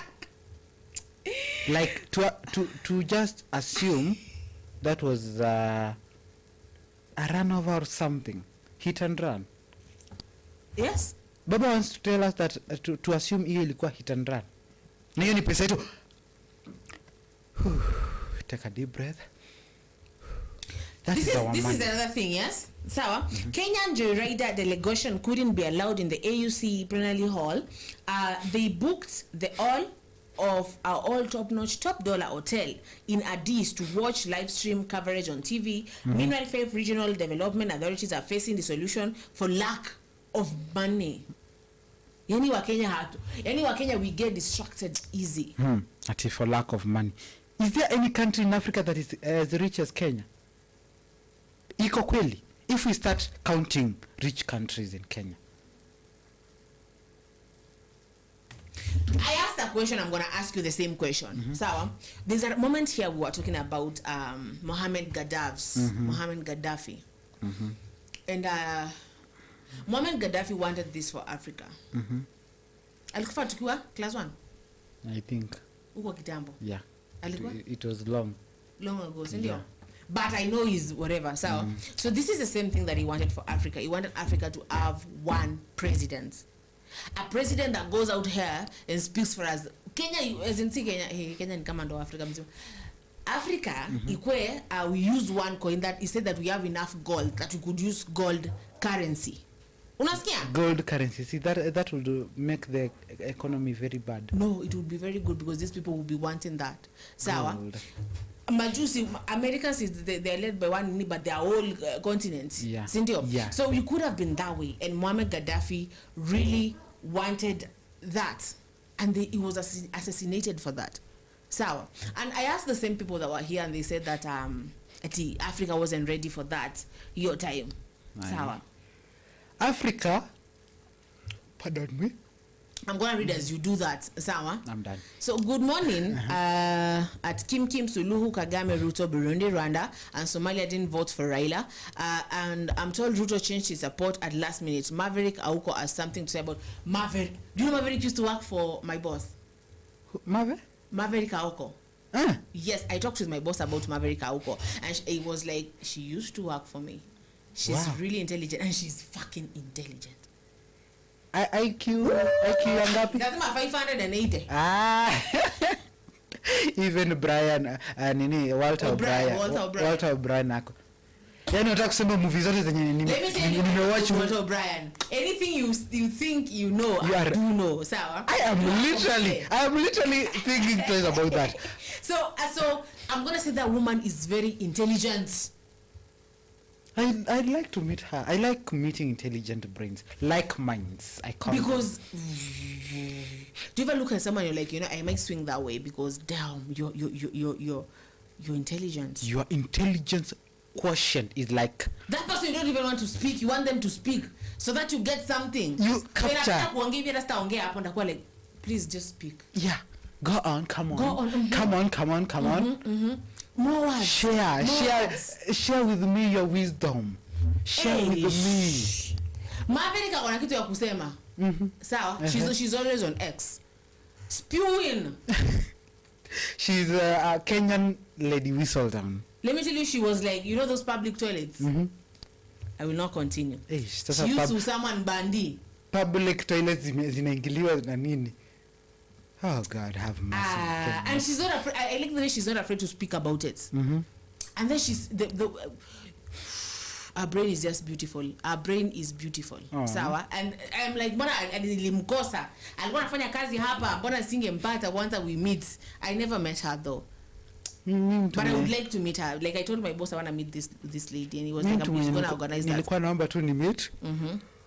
Was Mama Mbotela. He was my hero since when I was a kid. I'm gonna hug you later. Right now we can't hug because the producers watakuwa like atatumeza. So Kim anasema ya kwamba at Peter, I agree with you, Raila was not an option. Why the sudden back down from Raila, from his people? Do you know that thing? Hata kama ni conspiracy, sometimes wangeangalia like they are hurting that old man. Ni mzee, si wamwache tu retire. Let me ask you like pole akufe pole. Let's kuuliza swali. I think when you're in this allergies. You're having allergies? Yeah. What's happening? Light. Should I give you my glasses? No, just it will be okay. You'll be okay. It has been on several days. I was to visit a clinic. I'll take you after with this. Okay. There's somewhere there down. Pole. It's okay, thank you. What was I saying now? You are telling me about Raila? Raila has been in this game tangu kitambo sana. I think he should have learned something. But okay, there is this somebody who said, if madness is doing the same thing over and over and over. My dear, underline same thing, same way, over and over and over again, even a million times, and expecting the same results. So that is what is called insanity. That is not intelligence. He knows the breach and all that, but still he trusts the same people who brought him down. What do you expect? Do you expect that when will a cow start producing venom and a snake start producing milk? So no, Raila should wake up and... No, kuna kitu nimeambiwa saa hii and I want to read it. Okay? Ebu sikia hii. Tonight we start serializing people that Raila Odinga has betrayed in his political life. Serializing? Yes. After the 1982 failed coup attempt that saw the slaughter of the thousands of young Kenyans, mostly young Luos in Kenya Air Force, Raila Odinga betrayed his comrades, Ezekiah Rabala Ochuka, Pancras Oteyo Okumu, Oriwa Ongo, and Joseph Ogidi Obwon, who were hanged. What? Some things are current. Does that ring a bell to you? Yeah. As something like that happened recently? Yeah. By Daniel Arap Moi. Unknown to them, Raila had testified against them on camera. What? And you're telling I think something like this happened last year. And you're telling me that... Maybe the same people were not hanged, but people died. Yeah. Wakifuata baba nyuma. People died, young people died. And then when they were being abducted or when they were being tortured, he was quiet. I think I will be apolitical henceforth. I am not going to be on any side. I am just going to be on my mother's good side because she's the only one who is threatening to skin me alive right now. I'm going to be apolitical. You follow this one, they lead you to hell. You follow the other one, thinking you can, even if you'll not go to hell, you'll not go to heaven, you'll go to limbo, they lead you to nowhere. You believe in the limbo theory? Yeah, the ghosts that are there. As long as you believe in ghosts. You and the ghost in your room. Yeah. So, there is the... producer anasemaje? Anasema there is that video. Yeah, after Raila nini. Please, I even forgot. I'm sorry. Alikuwa ameniambia but pia mimi I'm sorry. Please do. The Mushene was so sweet. Mushene is good. Sana. And if you ever try again to divorce me, I'm gonna end you. Oh boy. You can't ninyima this. I won't. He's going to take over from the outgoing leader. I had offered myself as a candidate, and over the last few months I've run around the continent talking to leadership of the continent, canvassing for their votes. Today they have expressed themselves, and as it is now, we did not succeed. They will say that we must strengthen democracy in the African continent, and therefore myself conceding defeat, and I want us to use this as an example of strengthening democracy in our continent. I therefore want to wish my competitor, Ali Yusuf, all the best. We want to wish him success in his undertaking, and we also want to thank all those members or countries who voted for me. I also want to thank those who did not vote for me, because in doing so, to exercising their democratic right. That's how democracy should work in our continent. We should strengthen it. So I'm very grateful for the exercise here today. I thank the people. I thank the people of Africa. And we say, Viva l'Afrique libre. Thank you. What's your reaction after the She's asking what's your reaction? Yes, for the radio. I'm saying that. Yes. Yes, I'm saying that I am happy that the members of the African Union gathered here today have exercised their democratic right in the elections.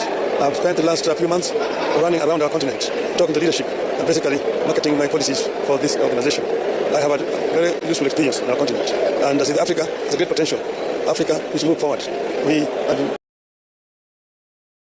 very great plans, but as it were, the elections has been done today, and we did not succeed. Members expressed their democratic rights and voted for Mr. Yusuf. So I'm saying I accept the outcome of the vote and congratulate Mr. Yusuf for his victory today and wish him well in steering this movement forward. We want this organization of the African Union to be strong, to merge and be able to serve the people of Africa effectively. Thank you. Mr. Prime Minister, did the East African community vote for you to a man? I don't know, because as you know, the vote was secret ballot. So you don't know who voted and who voted against you. So I will not say, but I'm sure that most of my friends voted for me. Most of my friends voted for me. And of course, even those who voted for me are also my friends. But probably they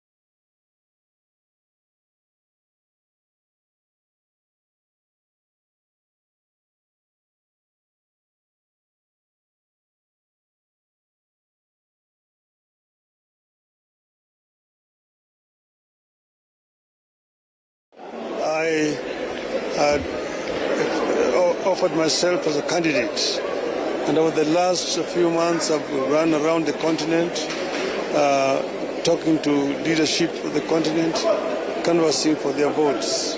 Today they have expressed themselves, and as it is now, we did not succeed. They will say that we must strengthen democracy in the African continent, and therefore myself conceding defeat, and I want us to use this as an example of strengthening democracy in our continent. I therefore want to wish my competitor Ali Yusuf all the best. We want to wish him success in his undertaking. And we also want to thank all those members or countries who voted for me. I also want to thank those who did not vote for me, because in doing so, they are exercising their democratic right.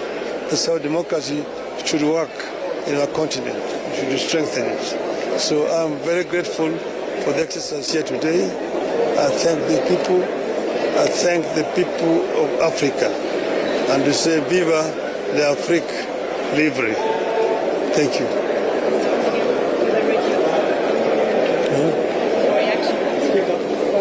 What is your reaction?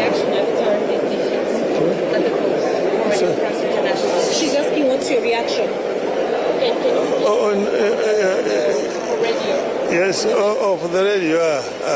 I'm saying that. Yes. Yes, I'm saying that I am happy that members of the African Union gathered here today have exercised their democratic rights in the elections. I've spent the last few months running around our continent, talking to leadership and basically marketing my policies for this organization. I have had a very useful experience in our continent. And as in Africa has a great potential. Africa needs to move forward. We had great plans, but as it were, the elections has been done today and we did not succeed. Members expressed their democratic rights and voted for Mr. Yusuf. So I'm saying I accept the outcome of the vote and congratulate Mr. Yusuf for his victory today and wish him well in steering this movement forward. We want this organization of the African Union to be strong, to merge and be able to serve the people of Africa effectively. Thank you. Mr. Prime Minister, did the East African community vote for you to a man? I don't know because, as you know, the vote was secret ballot. So you don't know who voted and who voted against you. So I will not say, but I'm sure that most of my friends voted for me. Most of my friends voted for me. And of course, even those who voted for me are also my friends. But probably they thought otherwise. So they exercised their democratic rights. Have you prepared yourself for such an eventuality? Of course, when you go to a contest, there can only be two outcomes. You can win or you can lose. So this is one of them. And therefore, I'm not bitter. I'm very happy, in fact, indeed. And I'm still available to offer services to the continent in any other capacity. Do you think the situation in the DRC might have played a hand? I am not sure. I don't want to speculate what might have played a hand. But as it is, DRC issue remains a contentious issue. It's something that needs to be fixed as quickly as possible, because the kind of suffering that we are seeing is completely unacceptable. The wanton destruction of property, the killing of innocent people, children, women, and so on, must be stopped by all means. Prime Minister, what's your plan now?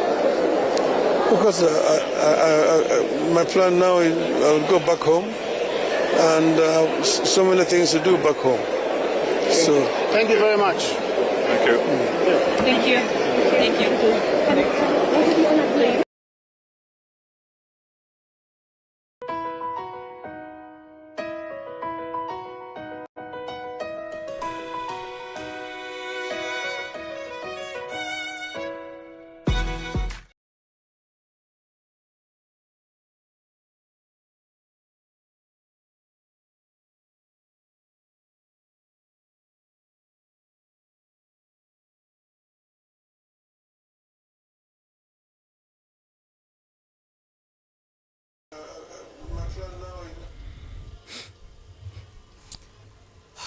You know, I look at Mr. Raila, and for a moment I feel great sadness for this person. I mean, you're not just like an international loser. Ouch. No, let me tell you, I'm not saying that to really offend anyone. Like, I swear I feel for him. None taken. I feel, and namsikiza akiongea, and I'm like, Una feel the pain? I feel man, man, mzee just go take like a sabbatical. go spend some time with Ida. Do you know there's someone who went on X and they said at where ebu Ida kwanza tushow alikuwina aje, and then people were like haijafika hapo, isifike hapo, but just go spend. Even Gachagua got his strength by spending time with his wife, with his wife sawa and his family. Lakini inafikanga point my dear, unapata the stars are not aligning with they you. have not been aligning with this person. Kitambo. They have not, man. The stars are not aligning with you. Like the way this thing is usually taken easy, like all the times like a rag is pulled down. Unaona ndo hii kwa mkono my dear, ndo hii. He's even handed. Hadi kwanza naikawa kwa mdomo. Ndio hiyo. How is it? It's sweet. And I feel vibaya. And then inatolewa tu vizuri. Akiangalia. I feel like crying. He watches it leaving. Ndio hiyo inaenda shui. And adios mon ami. Ooh. But let's say if it is not yours. You know, I told you about the story of just a moment. I swear to God I feel bad. Okay, let's take a moment of silence.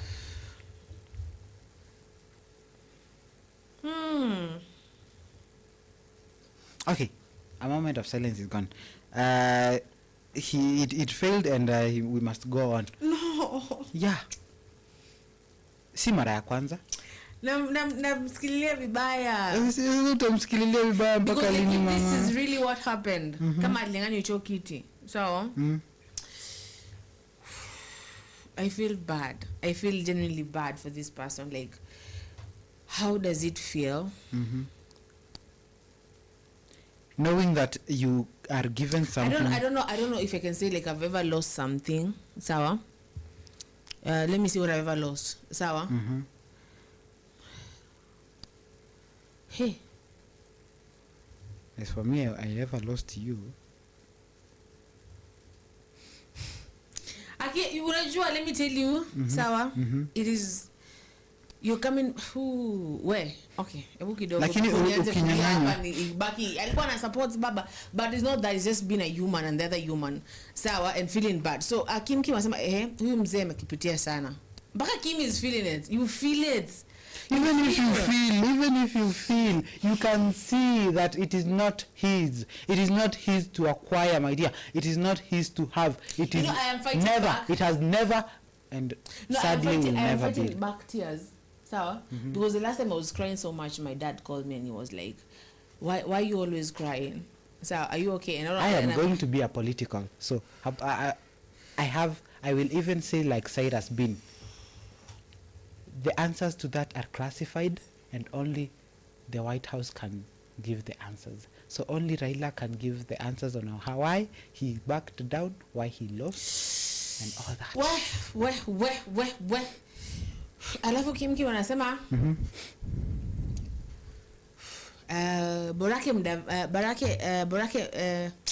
down Mudavadi sawa. Borake ashibe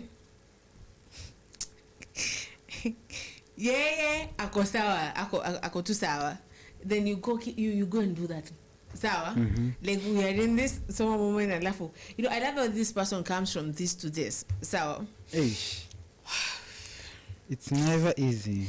Then Peter Nembea Zulfa, I hear the campaign money for AU chair candidate was withdrawn from SHA and SSF. It will be another big scandal, loading. It will be messy. And you ask me. And then now I come from the part of feeling so sad, and then I come back to. Yeah, what the fuck is that? Why were you feeling so sad? That is why I told you. That is me being human and feeling so sad for this person. Feeling so sad for somebody who is misusing your tax as if as if he knows it's pain. So right now, Mimi, kitu haiwezi ni. You know they say that SHA cannot fund shift or something like that. I don't even know what is that. And we are gonna. Are you okay, babes? I'm trying to be. I'll be. I think I'll be. You don't want me to give you my glasses? No. It has been going on for a week now. I'll be okay. No. Can I give you my glasses, please?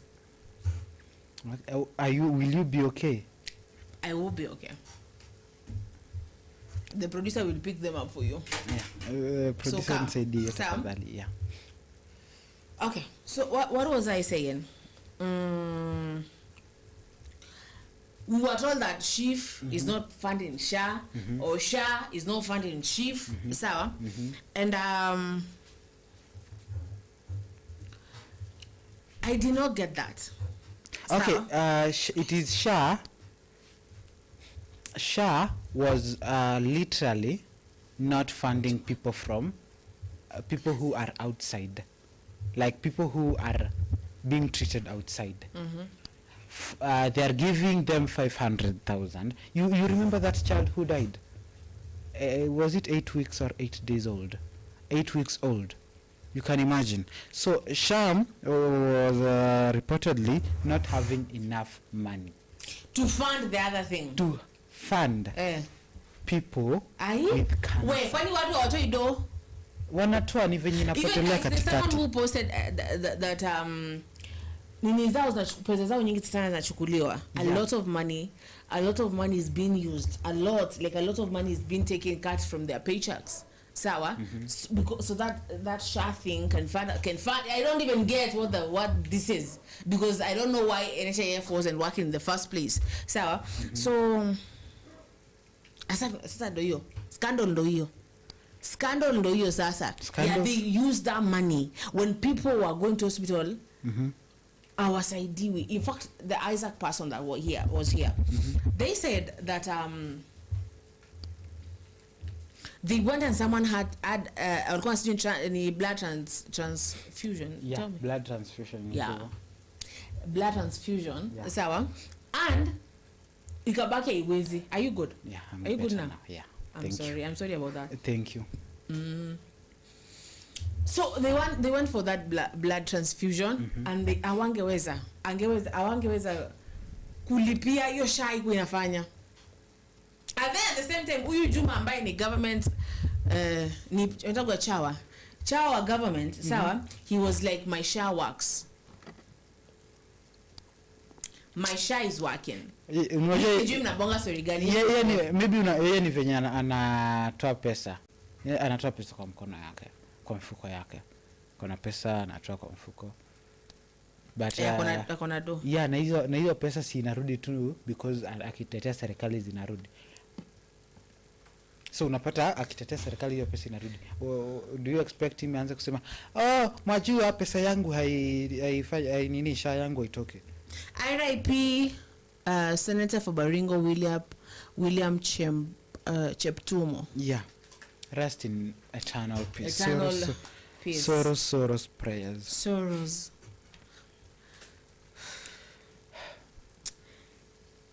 You know, I go sometimes and I ask myself, Sawa, Zulfa, how did we get here? We say it's by God's grace. No, okay, yes, I got here by God's grace. Sawa, but as a Kenyan country, how did we get here? Some questions are just rhetorical, and we'll just let them remain rhetorical.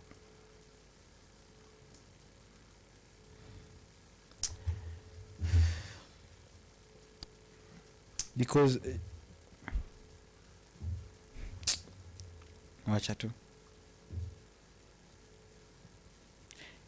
we as a country, we can. But why are these leaders so arrogant about so though? many things? Yeah. Why are they so arrogant? Like, why? I wanna hold to. At the moment that you enter, it's like there's a curse. The moment you start working with the government, it's like you become a soulless person. You become. You don't have a soul anymore. You're just there with your suits and your red ties. You know, you're just moving. You forget that humanity side in you. You don't just forget it. It vanishes from you. It's like the moment you say... It vanishes from your whole body. Like, you know, like, it is told humanity lives in the heart. But once... Do you know... I started fearing men at power when... Do you remember the... Do you know the song of the 6 wives of... Henry VIII?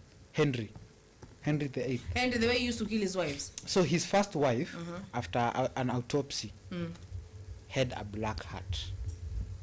Why? Why is that? Obvious. Maybe she was too evil.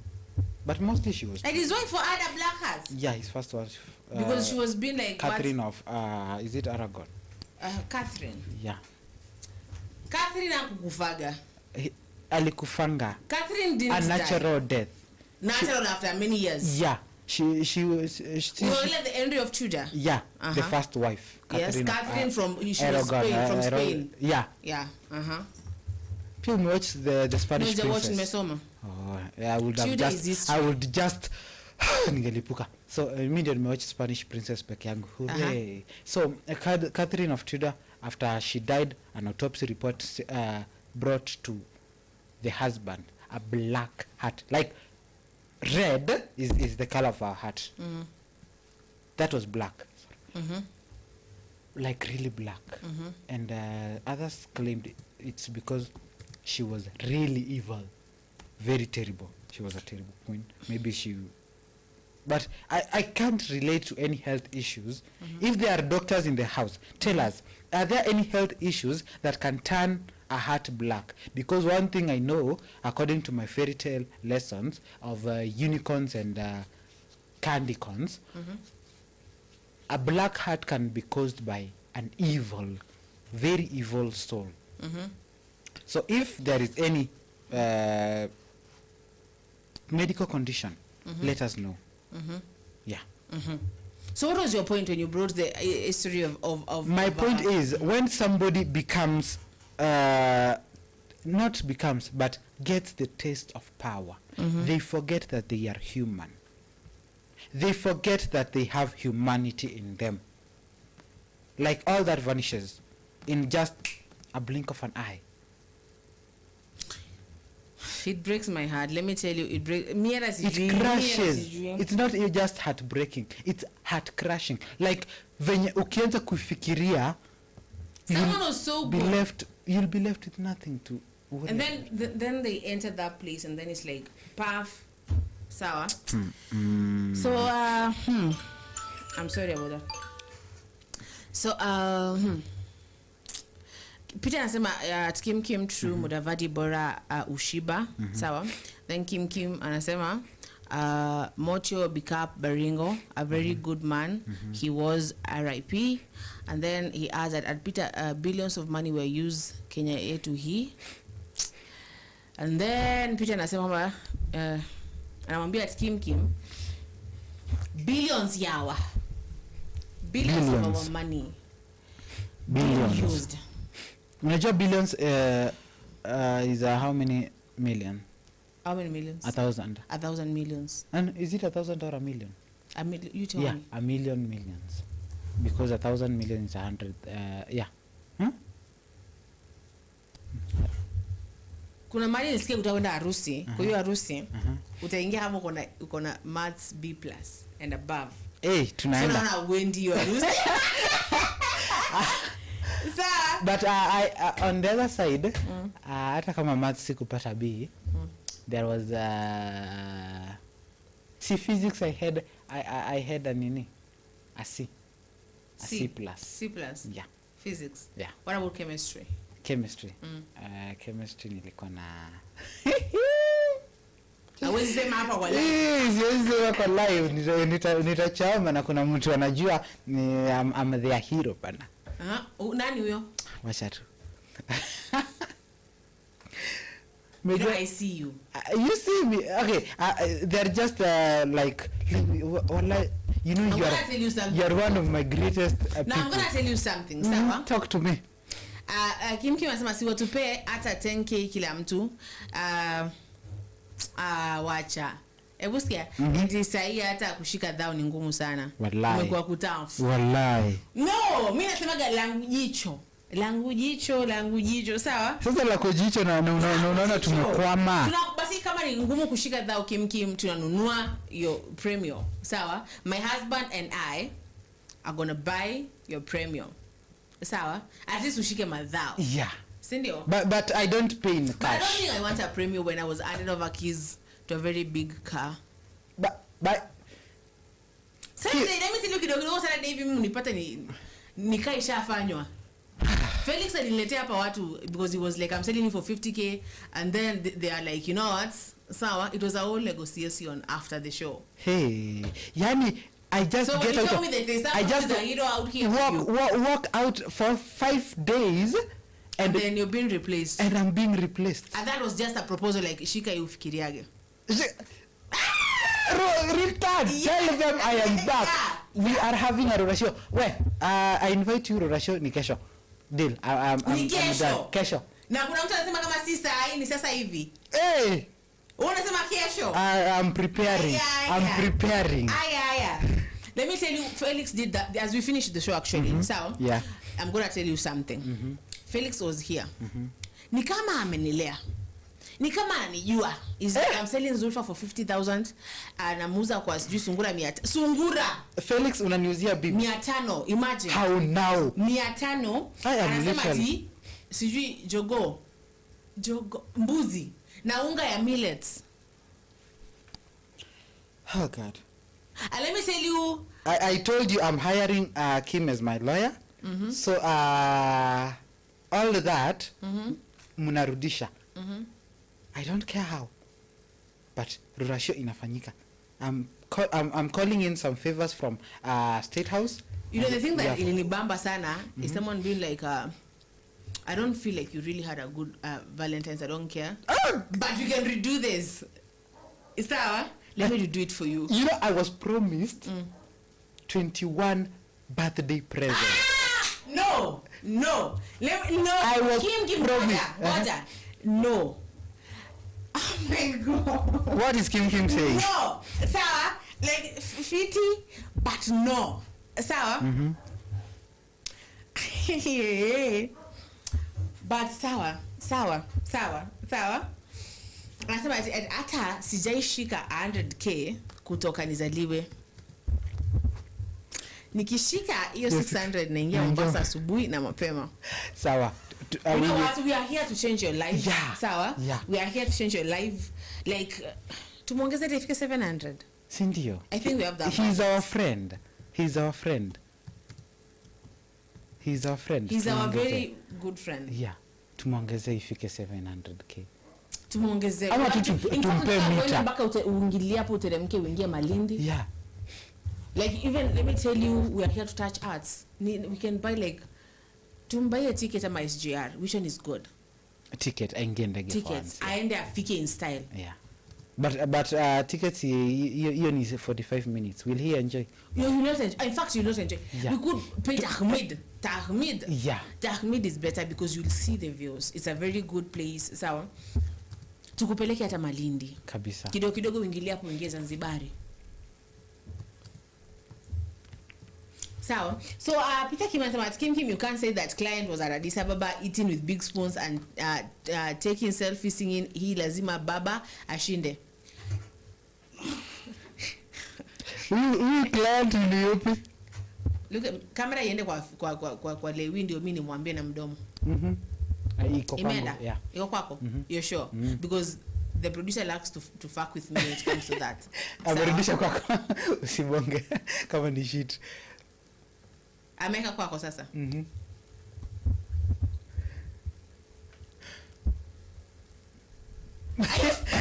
No, it's on me. No, it's on me. Angalia, I can even show you. Is able show me your phone when it is on you and usirudishe nyuma. Sawa ndo hii. It's on me. Kuna yana.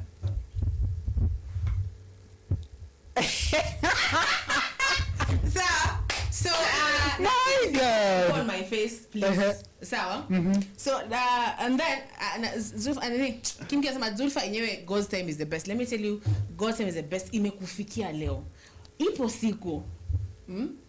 siku na siku. Yeah, wacha tujipange, wacha kwanza nimalizane na. We even go after this. Like tumbaye tu attack. Tomorrow I want to the Rora show. I can see myself being replaced. Gari inaweza gari inaweza tulia.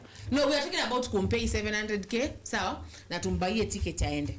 Unajua Rora show si shilingi 2. I need to take another 1,000 goods to your home and right now I only have 50. Let me tell you, I've already been added those keys. Oh God. Why that is threatening. Someone who's okay, like, you let's do this. Hiyo ana nini ndio nakupea. Na Kim. Yeah. Premium. Okay. Premium. I will add a Range Rover on top. Kuna ingine nilipewa kama zawadi on Valentine's. But ni venye sijaichukua. Nikisema yes ni hivyo. See, you can agree to. Oh God, being a man in Kenya is literally one of the toughest jobs. I wonder how my father keeps that up.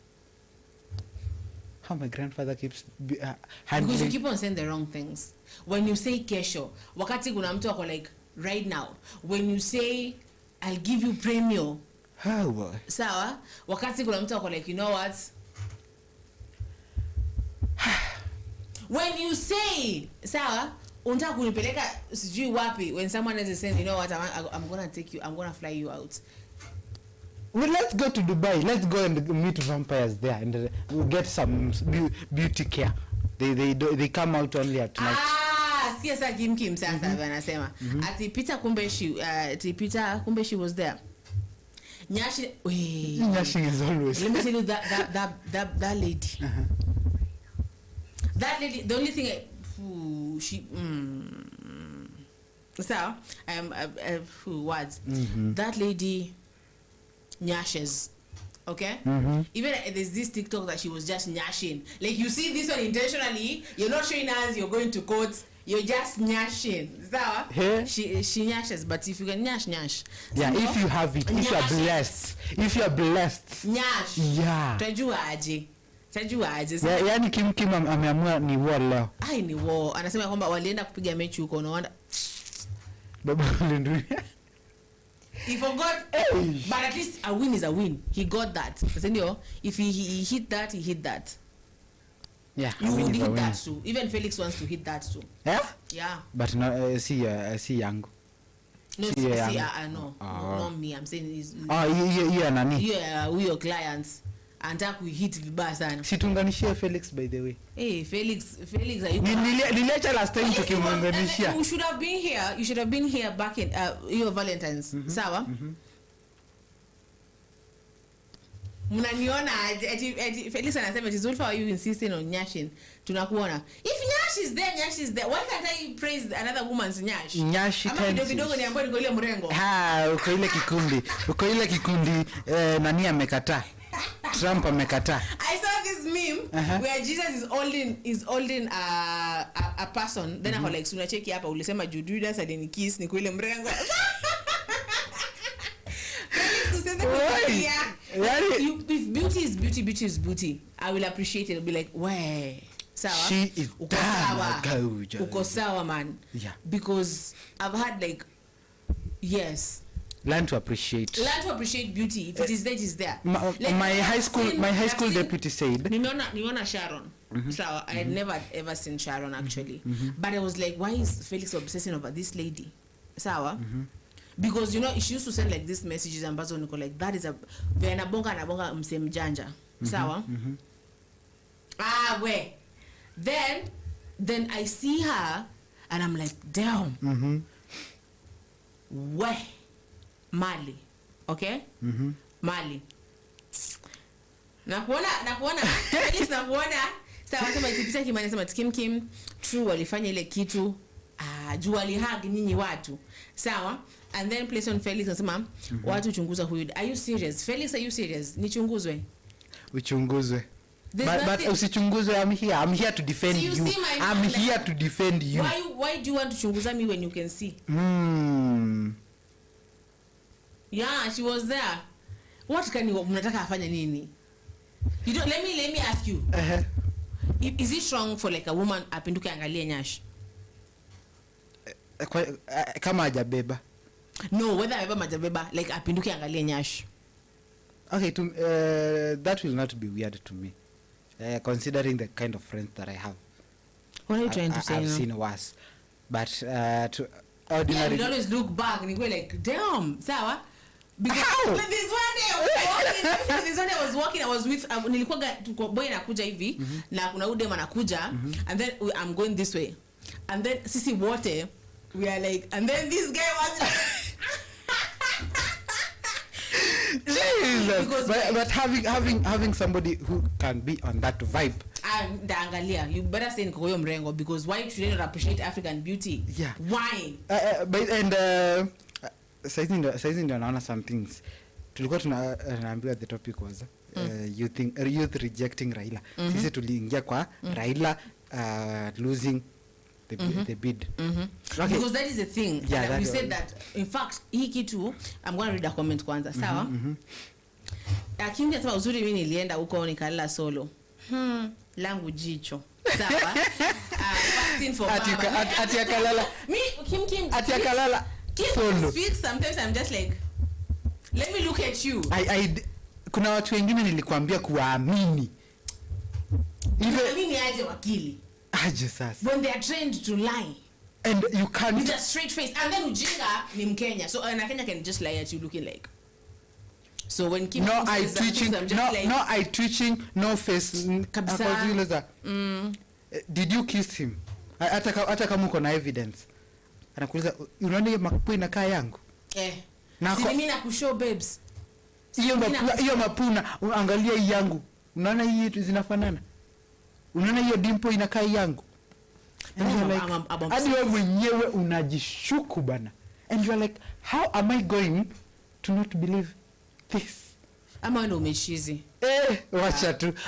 So wanasema ya kwamba Prince Felix anasema Peter noma sana, sawa? Because she was talking like bad sana. And then Kimani, Peter Kimani anasema at Felix I told you even Suluhu would not vote for Raila. And she did not. Let me tell you that lady. That lady. Dino nampenda tu bure. Suluhu.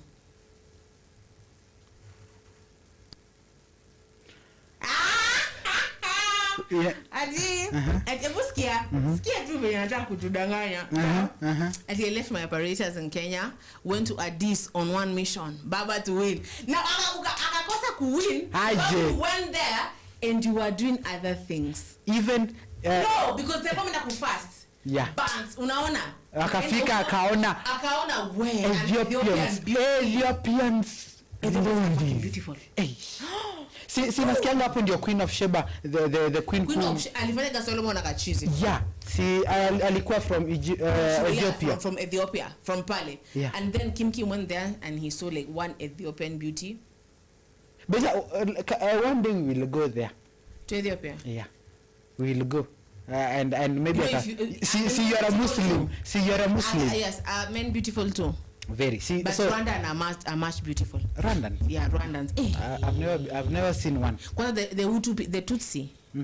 So you are a Muslim. So that means I'm allowed to marry at least 4. So I will choose for you. Hallelujah. Yeah, so you don't worry. I'll choose. I choose from Tanzania. Nikibarikiwa mlikuwa wapi? Rwandan. People. You shall choose a South African and an Ethiopian. And so you don't worry, I got you. Thank you. Sawa. So Kim wakaenda akapata Ethiopian beauty akasangu ameenda kufast. Sawa, ndio maana baba ana lose. And then Plain Sansama, true she did not. Who did not? She did not vote for Nani. She did not vote for Mr. Raila. Yeah. Suluhu pale tu nilikuwa ni mabeshe. In fact I thought they were really friends. Anyway, you never know. Sawa. In fact, let me tell you, I was talking to after that Nick called me. Nick called, hey, huyu jina Kim and confused kutoa watu hivyo twice. Why is that? So Nick Kim what have you given my wife? So Nick called me and we were talking. So and he was like, okay, our candidate who was Mr. Mahmoud ameshinda. Sawa? But Raila, right now you see why the Gen Zs were like, this person really isn't for us. This person, that person sometimes and I look at him and person, I feel sad. I feel sad for him because he has been losing. Maybe this was the only thing that he was like, I have the support now of my government. He sacrificed in fact every other thing because he sacrificed even the Gen Zs in that process. Wakapata viti and Ruto was like, I'm going to support you for the AUC bid and he did not get it. Darling, he is Raila. Winning is not his. Kim, I wonder where Zulfa took glasses. Nifike studio kwanza ndio nimuone poa. So I am going to given my glasses to my husband on live. Sababu ana shida ya macho. Yeah. Felix. mimi ndio niko na miwani yake. Ebu mweke kamera huko nisiamue ati where I took my glasses. Do he? Can you see these ones? I'm light sensitive. It has been on for some few weeks. And you should have all contacts. Like, why have you left them? Mine don't. Zilisha. Zilisha, and currently I'm on a tight budget. I'm back in school, and you know all that. And you're back in dating girls. You're back dating people when I'm. Where? They are chasing me. Why can't I not? Niache. I look at you right now and I'm like, I should have taken those keys, because those keys were in my face and I should have taken them. You see, I neglected. I chose friendship. Before you are my wife, you are my best friend. So I chose you. I can choose you even 1,000 times. Oh, hallelujah. Let's continue. That person actually, let me tell you. You know, I can see that she was immature. When that person, Sawa, gave me those keys, I was like, listen, nikichukua hizi funguo itamaanisha sasa I will not have to speak to Lewis. So let me go back to Lewis, Sawa. And then I come, and then Lewis is like, someone is offering me to do this and I have taken it. And then I felt so stupid. I did not take it. I didn't. You took. By then we were. And I'm not gonna call that person back. I swear. No, but I did not say. I even returned. The gift. No. I returned the gift. Sawa, because I cannot be making sacrifices for this and you're not. Sawa. So Peter Kim anasema, Felix is true. Then Kim anasema ati Felix Zulfa akona macho mbili leo. Amepea mzee yake. Yeah, nimepea mzee yangu macho moja. Ilikuwa macho ine, sasa ni macho mbili. Yeah. So I will have so Kim, you 400 delegates from Kenya misbehave you. Yeah. You 400 delegates from Kenya. Yeah. Misbehave at Ethiopia and started behaving like it's ODM grassroots. You are Kenya. In fact, nakumbuka Kim alisema ya kwamba last week, yes, alikuwa amesema if maybe wajaka wataenda kunini huko, tutakuwa huko on the streets of Ethiopia tukisema servers za Djibouti zimefanya nini, but I don't think they're going to do that. Hawata andamana, ama they are planning it kuandamana. Kenyans.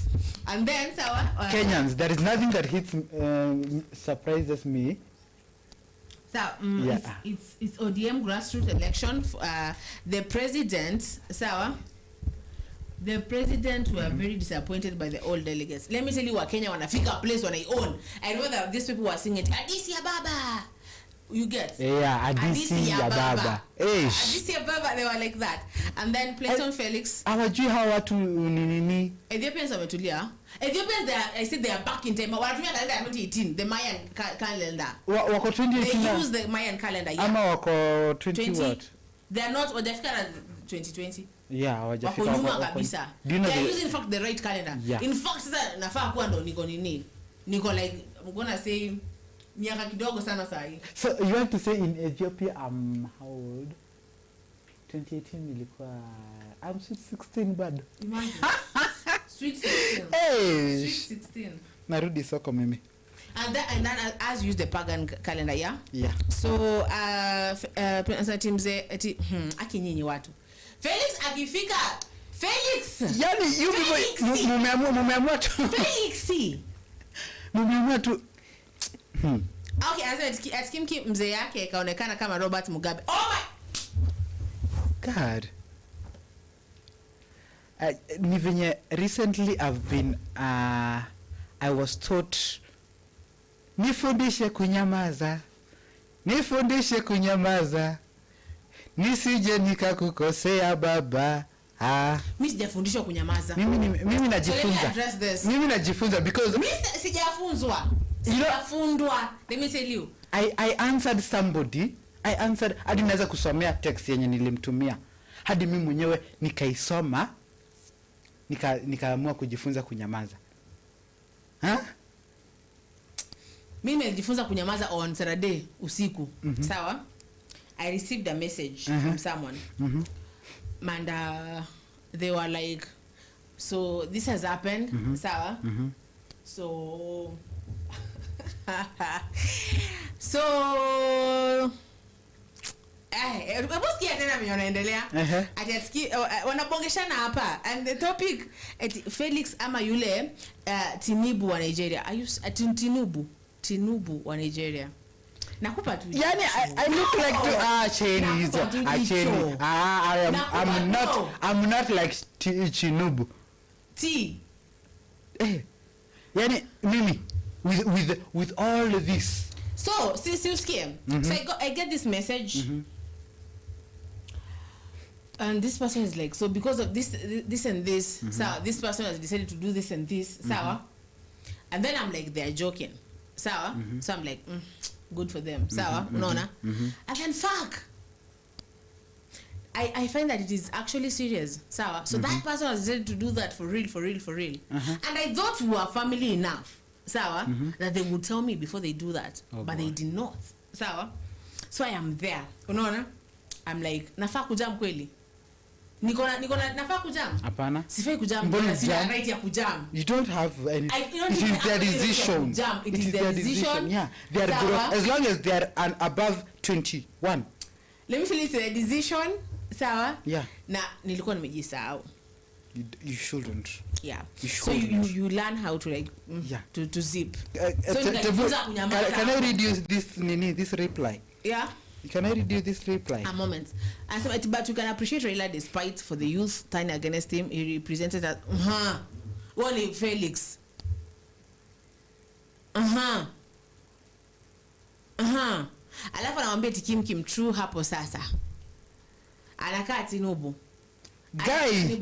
Shaz, at this moment I was saying, but let me tell you, Shaz, I have a brother. Sawa, who just in fact amepata a job ni daktari, is a surgeon, sawa. Amepata a job Washington. So if you feel Felix hivi, you don't worry because zinaingilia bwanangu, I could give you something better. Sawa, so let us go. Lewis felt like nyinyi watu, yeah babes, go represent us there. Yeah. And then Kim said Felix Raila did an amazing job. At least he has lost home and away. Thank you. Oh my God. So and then Peter is saying at Kim yawa. Yeah, one lie man, home and away. There is this war. There is this nini unaambiangwa unaitwa if you are, oh God, I hope this will not come back to me in any way whatsoever. If your man is not good in bed, try him in the bush. Maybe in bush he will do that. Maybe in the bush he will show you fire combat. Maybe in the bush he will make you call your ancestors. I usually ask, I'm going to ask you something and I hope that I'm allowed to ask this. So, why do people call God though? Because the kind of God created it, Cindy. The kind of sweetness and enjoyness is measured only in the doors of heaven, and that is where God dwells. Oh God. No, yeah. So oh God, I'm coming. Peter, sasa wenye watashika mimba from Addis waite watoto wao AUC. Okay, nani? Ausi. Usikia? Ausi, come here. Yes. And then Peter Kione walai man, sawa. Sama at Kim yawa, and then he's just laughing because the way Kim sometimes thinks is just like what, sawa. Then plenty of people like Kim it's not easy to accept. I am literally. Hadi sijui niseme nini.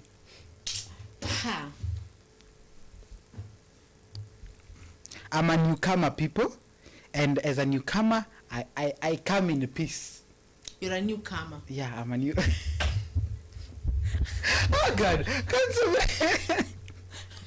no one will be sucking seed. No one will be succeeding, and Raila did not succeed. But he could have sucked the seed well. Succeeded if he. I see. So you people, kidogo pale, ati Kim tuanze na Zulfa despite a child being a boy. Felix leo umekosa kukuja ndo ibaki sasa story ni Zulfa because you think you're so far away from, you know. I know Felix's place now, you know. Yeah, I know. See, we will mobilize a goon. I will go there, sawa. We will mobilize a goon and we shall go there. Yeah, tutamkuta hapo tu, tutamkuta si mbali, tutamkuta. Atinasema ati King tuanze na Zulfa despite the child being a boy or a girl. Felix is selling me out there. Felix is here wanting to know the gender of the child that I'll give birth to in, like, I'm gonna say in 2 years. You want to give birth in 2 years? Yeah, in 2 years. See, you have a whole plan. Sawa? 2 years, like one. How old are you? Kwani wewe ulikuwa unataka tuzae lini? It's too early. Tuzae ndio sisi tukiwa 40 wao kupeleka watoto shule, sisi tuna party. Do you get that? Fikiria. Sawa? And then ati anasema ati Kim anasema mechi zilipigwa. How do you know? Umesema ulikuwa kwa hoteli ukifast. How do you know mechi gani zilipigwa? Unajua aje? Sawa? So anasema ati wiki moja ati Kenyans will never be serious. No. Seriousness. Let me tell you. Seriousness is not for Kenyans. Then Felix anasema nikifika studio nitamkumbusha hilo. Felix, don't come. Look at me when I say some things, you look at me. Sawa? Yeah. Felix, don't come. Yeah. Yani Lewis anasema my wife and I are furious. We are very furious. We are going to sue you people. We're going to sue you. And our lawyer is one of the person that is speaking here. So, what? But uzuri, even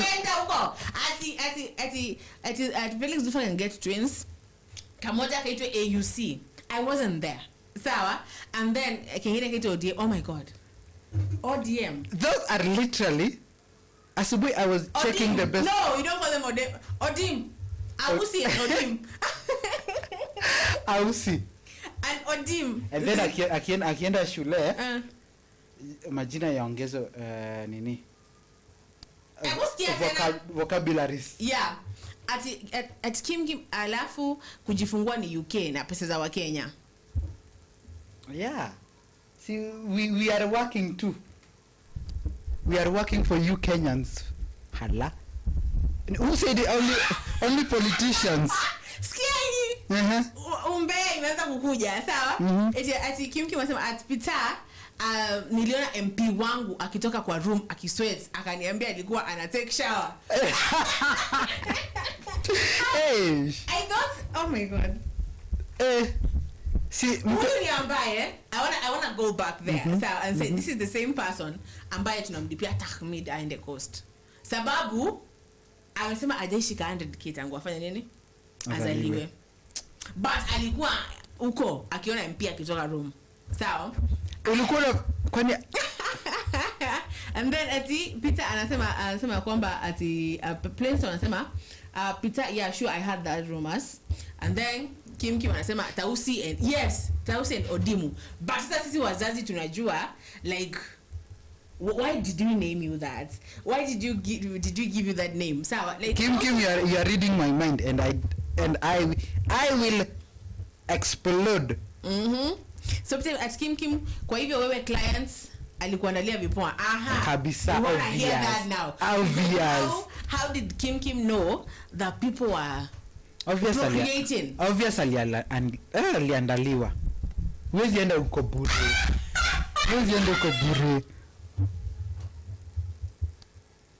So get the answer. Sawa? Ati Peter nje na ndani mvua man. I am literally. Yani hii mshani nashikanga mpaka mimi mwenyewe nasema. Ati Ondimo was just chill. By the way, someone called Ondimo right now was just chilling, and then it's like, you people, are you serious? Like, what did I do? It's like the way the same Drake alikuwa ametulia tu akiomba our father akienda kudoze, and then Super Bowl. Do you know Super Bowl? Serena Williams it was a whole diss track about Drake. It was a whole thing. I'll catch up you later. So hey, we mambo hapa. Ni venye unasikianga shetani tu ametulia. Then all of us shit kwa nini? Ni shetani. But people have changed the tune of the says Ruto.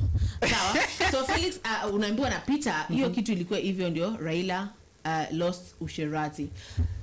Because people like Kim went there to represent us, alafu ikakuwa venye ilikuwa client was there, sawa, and other people they went there just to people went there to succeed. Sawa, yeah. But they did not succeed. They succeed. So my dear, if you have to go to get your glasses, we love to nini.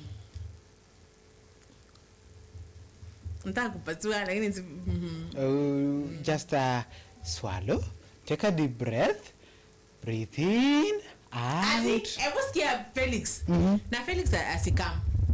Sawa? Asikam. Sawa. Asikam leo. Yeah, asikam. So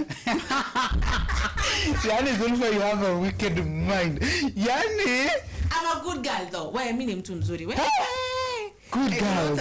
When there is somebody who told me, Lewis, watu wazuri wakiitwa usisimame. And I tell you the same thing. Zulfa, watu wazuri wakiitwa. But it's just a dirty mind, but a very good person. Yeah, a very beautiful soul. Lakini watu wazuri wakiitwa usisimame tafadhali. That is, I'm giving you free advice. Because I will literally stand and say, huyo hapo hapana. Kuna watu wengine, watu kama Kim siwezi wakubali kwa men's conference. Why? You know. No. Why not? You see Kim, you see Felix. Those are the people I can't allow in men's conference. Men's conference inaendanga watu people who are very good, blameless. Oh my God, you people make me happy. So, but I'm a good person though. Mimi ni mtu mzuri sana. Like a very good girl. Mtoto ambaye amelelewa kwenye madrasa. Madrasa. Unajua di nani maybe alikuwa wa kanisa. Nani? Naitwa nani? Kina Madheri. Let me read this. Sawa? Yeah. Nani Felix anasema Peter even his sacrifices walienda kutoa through that process. Seriously. Are you serious? So they were like, take this for the wait. And you are telling me you are saying no, I'm just trying to you are trying to thank you, very important. So you see watu wazuri wakisimama. So Kim, no way. Kim anasema kondeshe huko ni 800. So Tausi kondoshe. Do not think. Tafadhali usikimbize akili yako. God have mercy. There's a set that I was doing here. Sawa? With this Mpogo. Do you know Mpogo? Yeah. Yeah. So we were doing a set here. And then that set was about my husband cheating on me with the house girl. Sawa? And then something I never did. Yeah? Something I never did. Yeah. I never did that. You did. I never you did. That was not me. You did. Maybe your previous marriage. About the set. In fact, I will tell this when Felix comes because he knows how to edit. Sawa? Sawa? Kim na kuona. That is the kind of mind now I'm talking about. Sitting in ubaya manini. So there's a point there na kushenyetwa. Sawa? So then Mpogo says ilikuwa ni kusakamiana. Sawa? Kusaka is like Kiswahili, but Kiswahili ya Msukuma. Sawa? So the man now says mimi sijamsakamia. Unaona? And then anasema hujamsakama. Sawa? And then director anatoka all of is like no. Sema hujamshenyeta. Let me tell you, I laughed the entire set. I laughed and laughed. So watu walienda AUC badala ya kufanya kazi wakaenda kushenyetana. Sasa yani inafikanga mahali inafikanga mahali I remember that even though I got a B in Kiswahili, there is the reason I got an airplane in English. So Kiswahili and me will always be but instead of ebwambia mtu unataka kushenyeta. Sawa, that will be nitaambia mtu mtu nani we kwenda so kondoshe huko ni 800 so tutausi na ondimu ni twingi in 9 months. Let me tell you, people have already named this Kenyans, sawa, yani mali imefika Kenyans. Plain anacheka, Felix anacheka. And then Peter Kimani is like, very true. Kim is like, they were mourning. Raila lost instead of Raila mourning.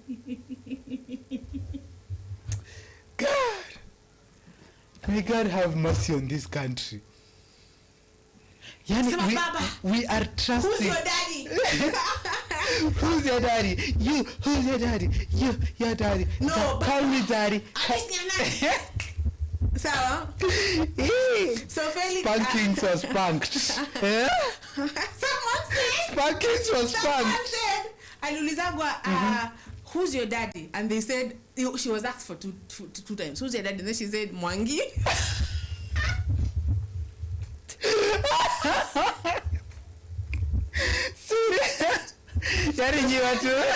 They had to laugh kwanza. So places Kenya today, then places like Kim Walenda Heaven, Ndogo, Badlands, sawa? Badala ya kusupport Raila. Actually, that's the thing. That is the thing. And then Peter is like, Felix, true, but everything you tell us is always the truth. Aish. Hapo kwa Felix hapana, mimi hapo. Mimi hapo mimi nimeanza kukataa. I objection. Your Honor. Objection. I object. Felix is not gonna come. Hata kuja. Asije kabisa. Kenyans. Let me see here. We guy.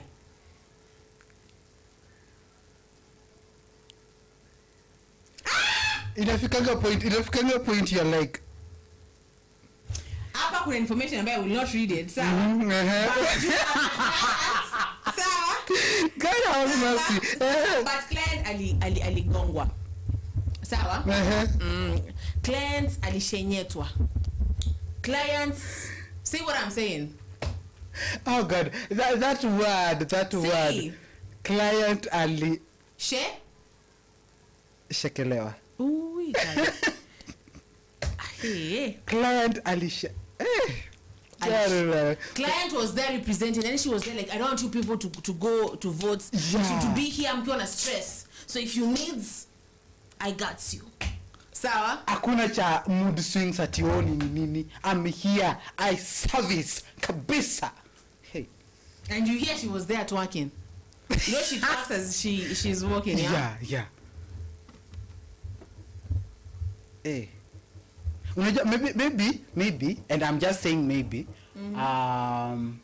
alionekana akitembea, the other presidents waka lose focus. When you go vote right? Yeah, wakakuwa zile za where is she from?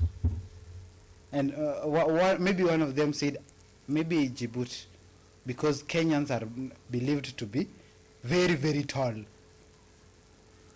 So they were like, Djibouti we go. Djibouti, here we come. But now those are our ladies, and you lost. Peter, wacha. Kimpia sasa wewe kumbe niligongewa. Uligongewa aje ukiwa hapo? Unagongewa aje ukiwa hapo? How? Anasema tinjawahi hili kweli. Kivumbi. Sawa? Kim imagine sasa nikikuja kugongea. Ati nini? Nasema nikimgongea mayai. Gonga. Si kuna gonga kwanza. Mayai. I'm a Christian. I follow the Christian doctrine of the saints. Now ulizwa I'm going to give this question to you, sawa? Zulfa, what is Okay, Kondesha is punyetu. Nice. Oh, that is punyetu. Nice.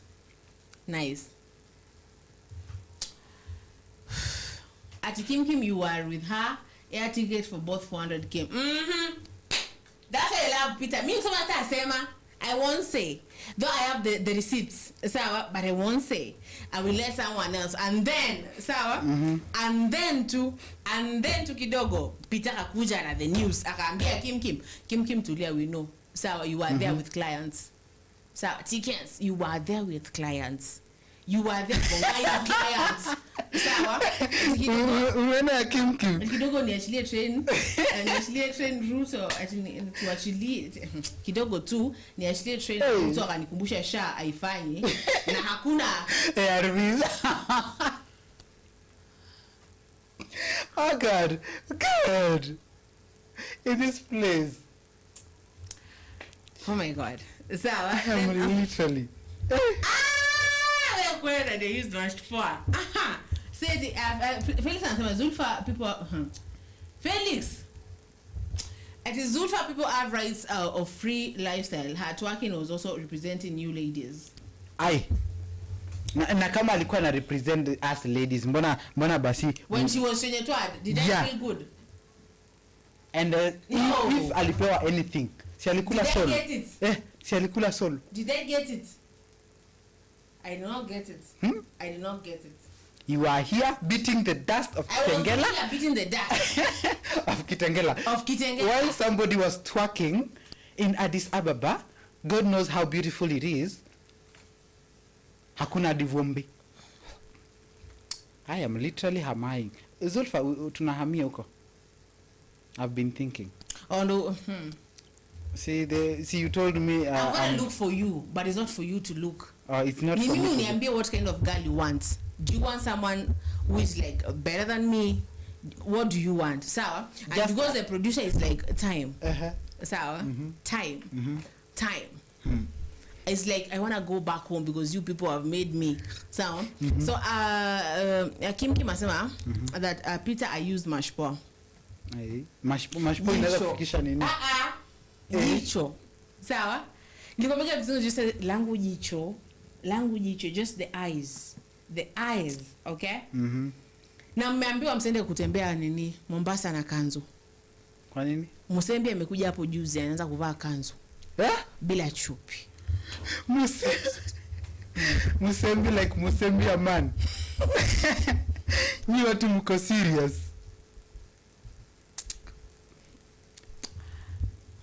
My darling. Mutafika Mombasa. My darling. I want you to say something to Kenyans, sawa? Oh God. And then you say your name, and then we go to come back later. People. When we start going, or when we start choosing punyetos, let's not many know the meaning of that word. Let's remember that Kenya ARVs zimeisha. And is it Donald Trump or something? I want to read this before ufanye hivyo. Sawa? Nasema ni Kim asema Zulfa najua maneno itachemka. Sawa? Soon utaanza kusikia vitu wa bunge wenu, sawa? Walienda kufanya huko. The billions of taxpayers' money were wasted there. Let me see, were those people hitting the Kenyans that they came with? Ama they were hitting those good things there? Because nikipata mjamaa toka huku and you're hitting the same thing that you can find here, and you should go hit something that is there. That's disappointing. You should go take that tall queen. Continue. I don't want to describe things, but you continue. Okay, so recently the news has been that Donald Trump is cutting the funds that he has already cut, I think. Yeah, he's already slashed them out. It is drill baby drill that support ARVs coming to Kenya. So vipenzi to me is both men and women. I call everyone kipenzi. So vipenzi, my darlings, whatever you do, before you take that boxer or that pant off, remember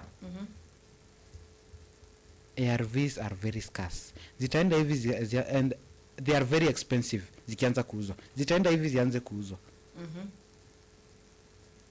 Ni zianze kuuzwa ARVs. You know, on that case, so, as we laugh, because we're gonna laugh. kidogo hapa amesema alikumbushwa shaifanye sawa so kuachilia train apparently sawa na client alikuwa pale very satisfied lawyer sawa no lawyer if you want to know I know a woman is good sawa muangalie vinyako you see her relax you know she was really alitendewa and client alikuwa so that's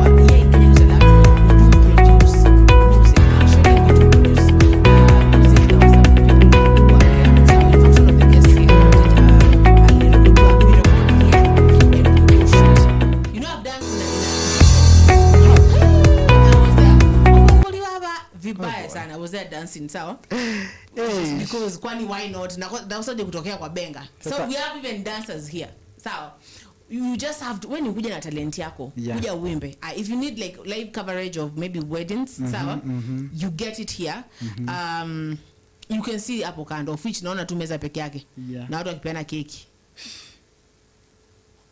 yes and any advertisement so that you want is here you here iko hapa sawa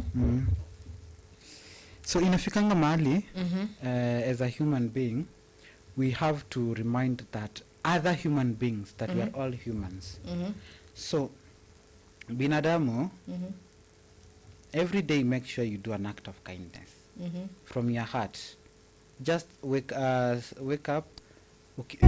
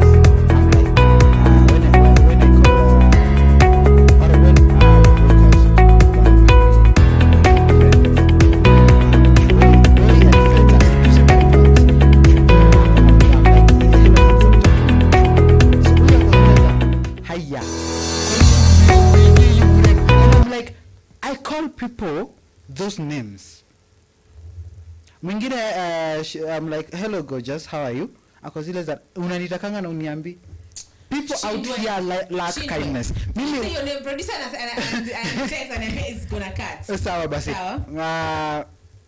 ukianza kufanyia watu kindness fanyia chokoroko nje huyo amtakutana my name is Lewis Philip I missed you and I know you missed me after all it's me darling so yeah I'm back like I never left.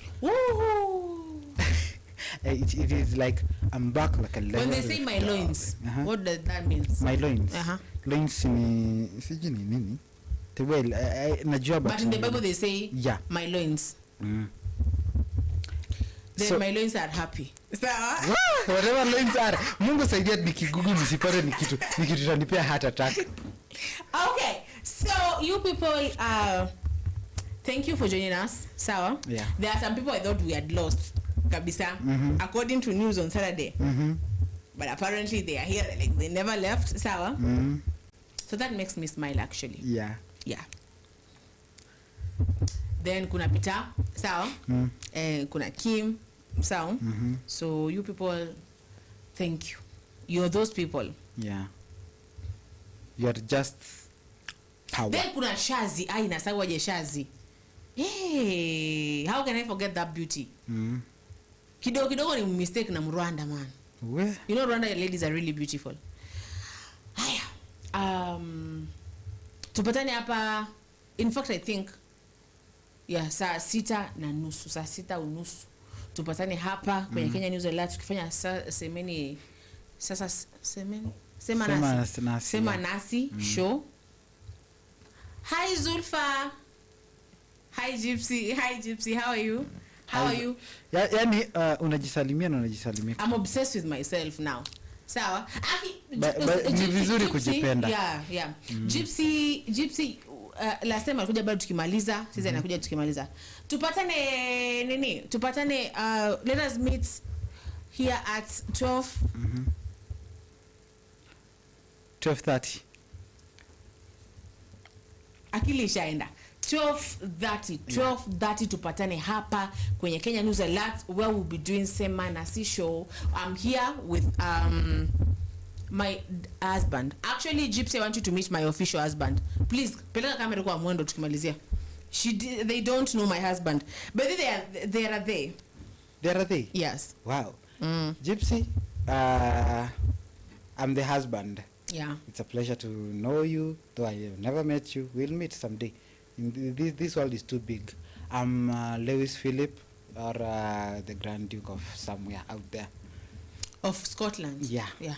I'm going to buy a duchy for my lovely wife. She deserves the world, but I can only offer a duchy. It's not that small. It's a place bigger than Kenya. Yeah. So, yeah. Yes. So. But what sort of coronets would you wear? Let me tell you. So. The way now the producer is looking at me. I'm about tumalize. So tumesema je, tunashukuru Mr. Kim. Sawa. Tunashukuru Peter, tunamshukuru Gypsy. Sasa they will be back and watakuwa back saa 6. Now don't come to attack our marriage again. I am going to settle the Rura show today. Yeah. Today? Yeah. Felix, I hope whatever they are, amesikia there's Rura show. And none of you are welcome. Thank you.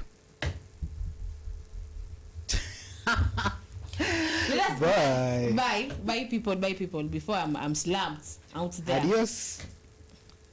And take care of yourselves. It's cold out there, I can see. It is cold. Very. Are you serious telling people that it is cold? Why? So unaambia kuna baridi ndio nini fanyike? See, they take care of themselves. They keep warm. Unajua bahati yako ni jitushaka, acha nikwambie kitu. Sawa, let me tell you something. Sitaki kuona kucheka na watu. Actually, I don't want that. Sawa. But si vibaya kucheka na watu. It is something sweet, you know. Unaambia watu kuna baridi? See, to keep warm. Weather for two. Weather for two, maternity for one, I know. Oh my God.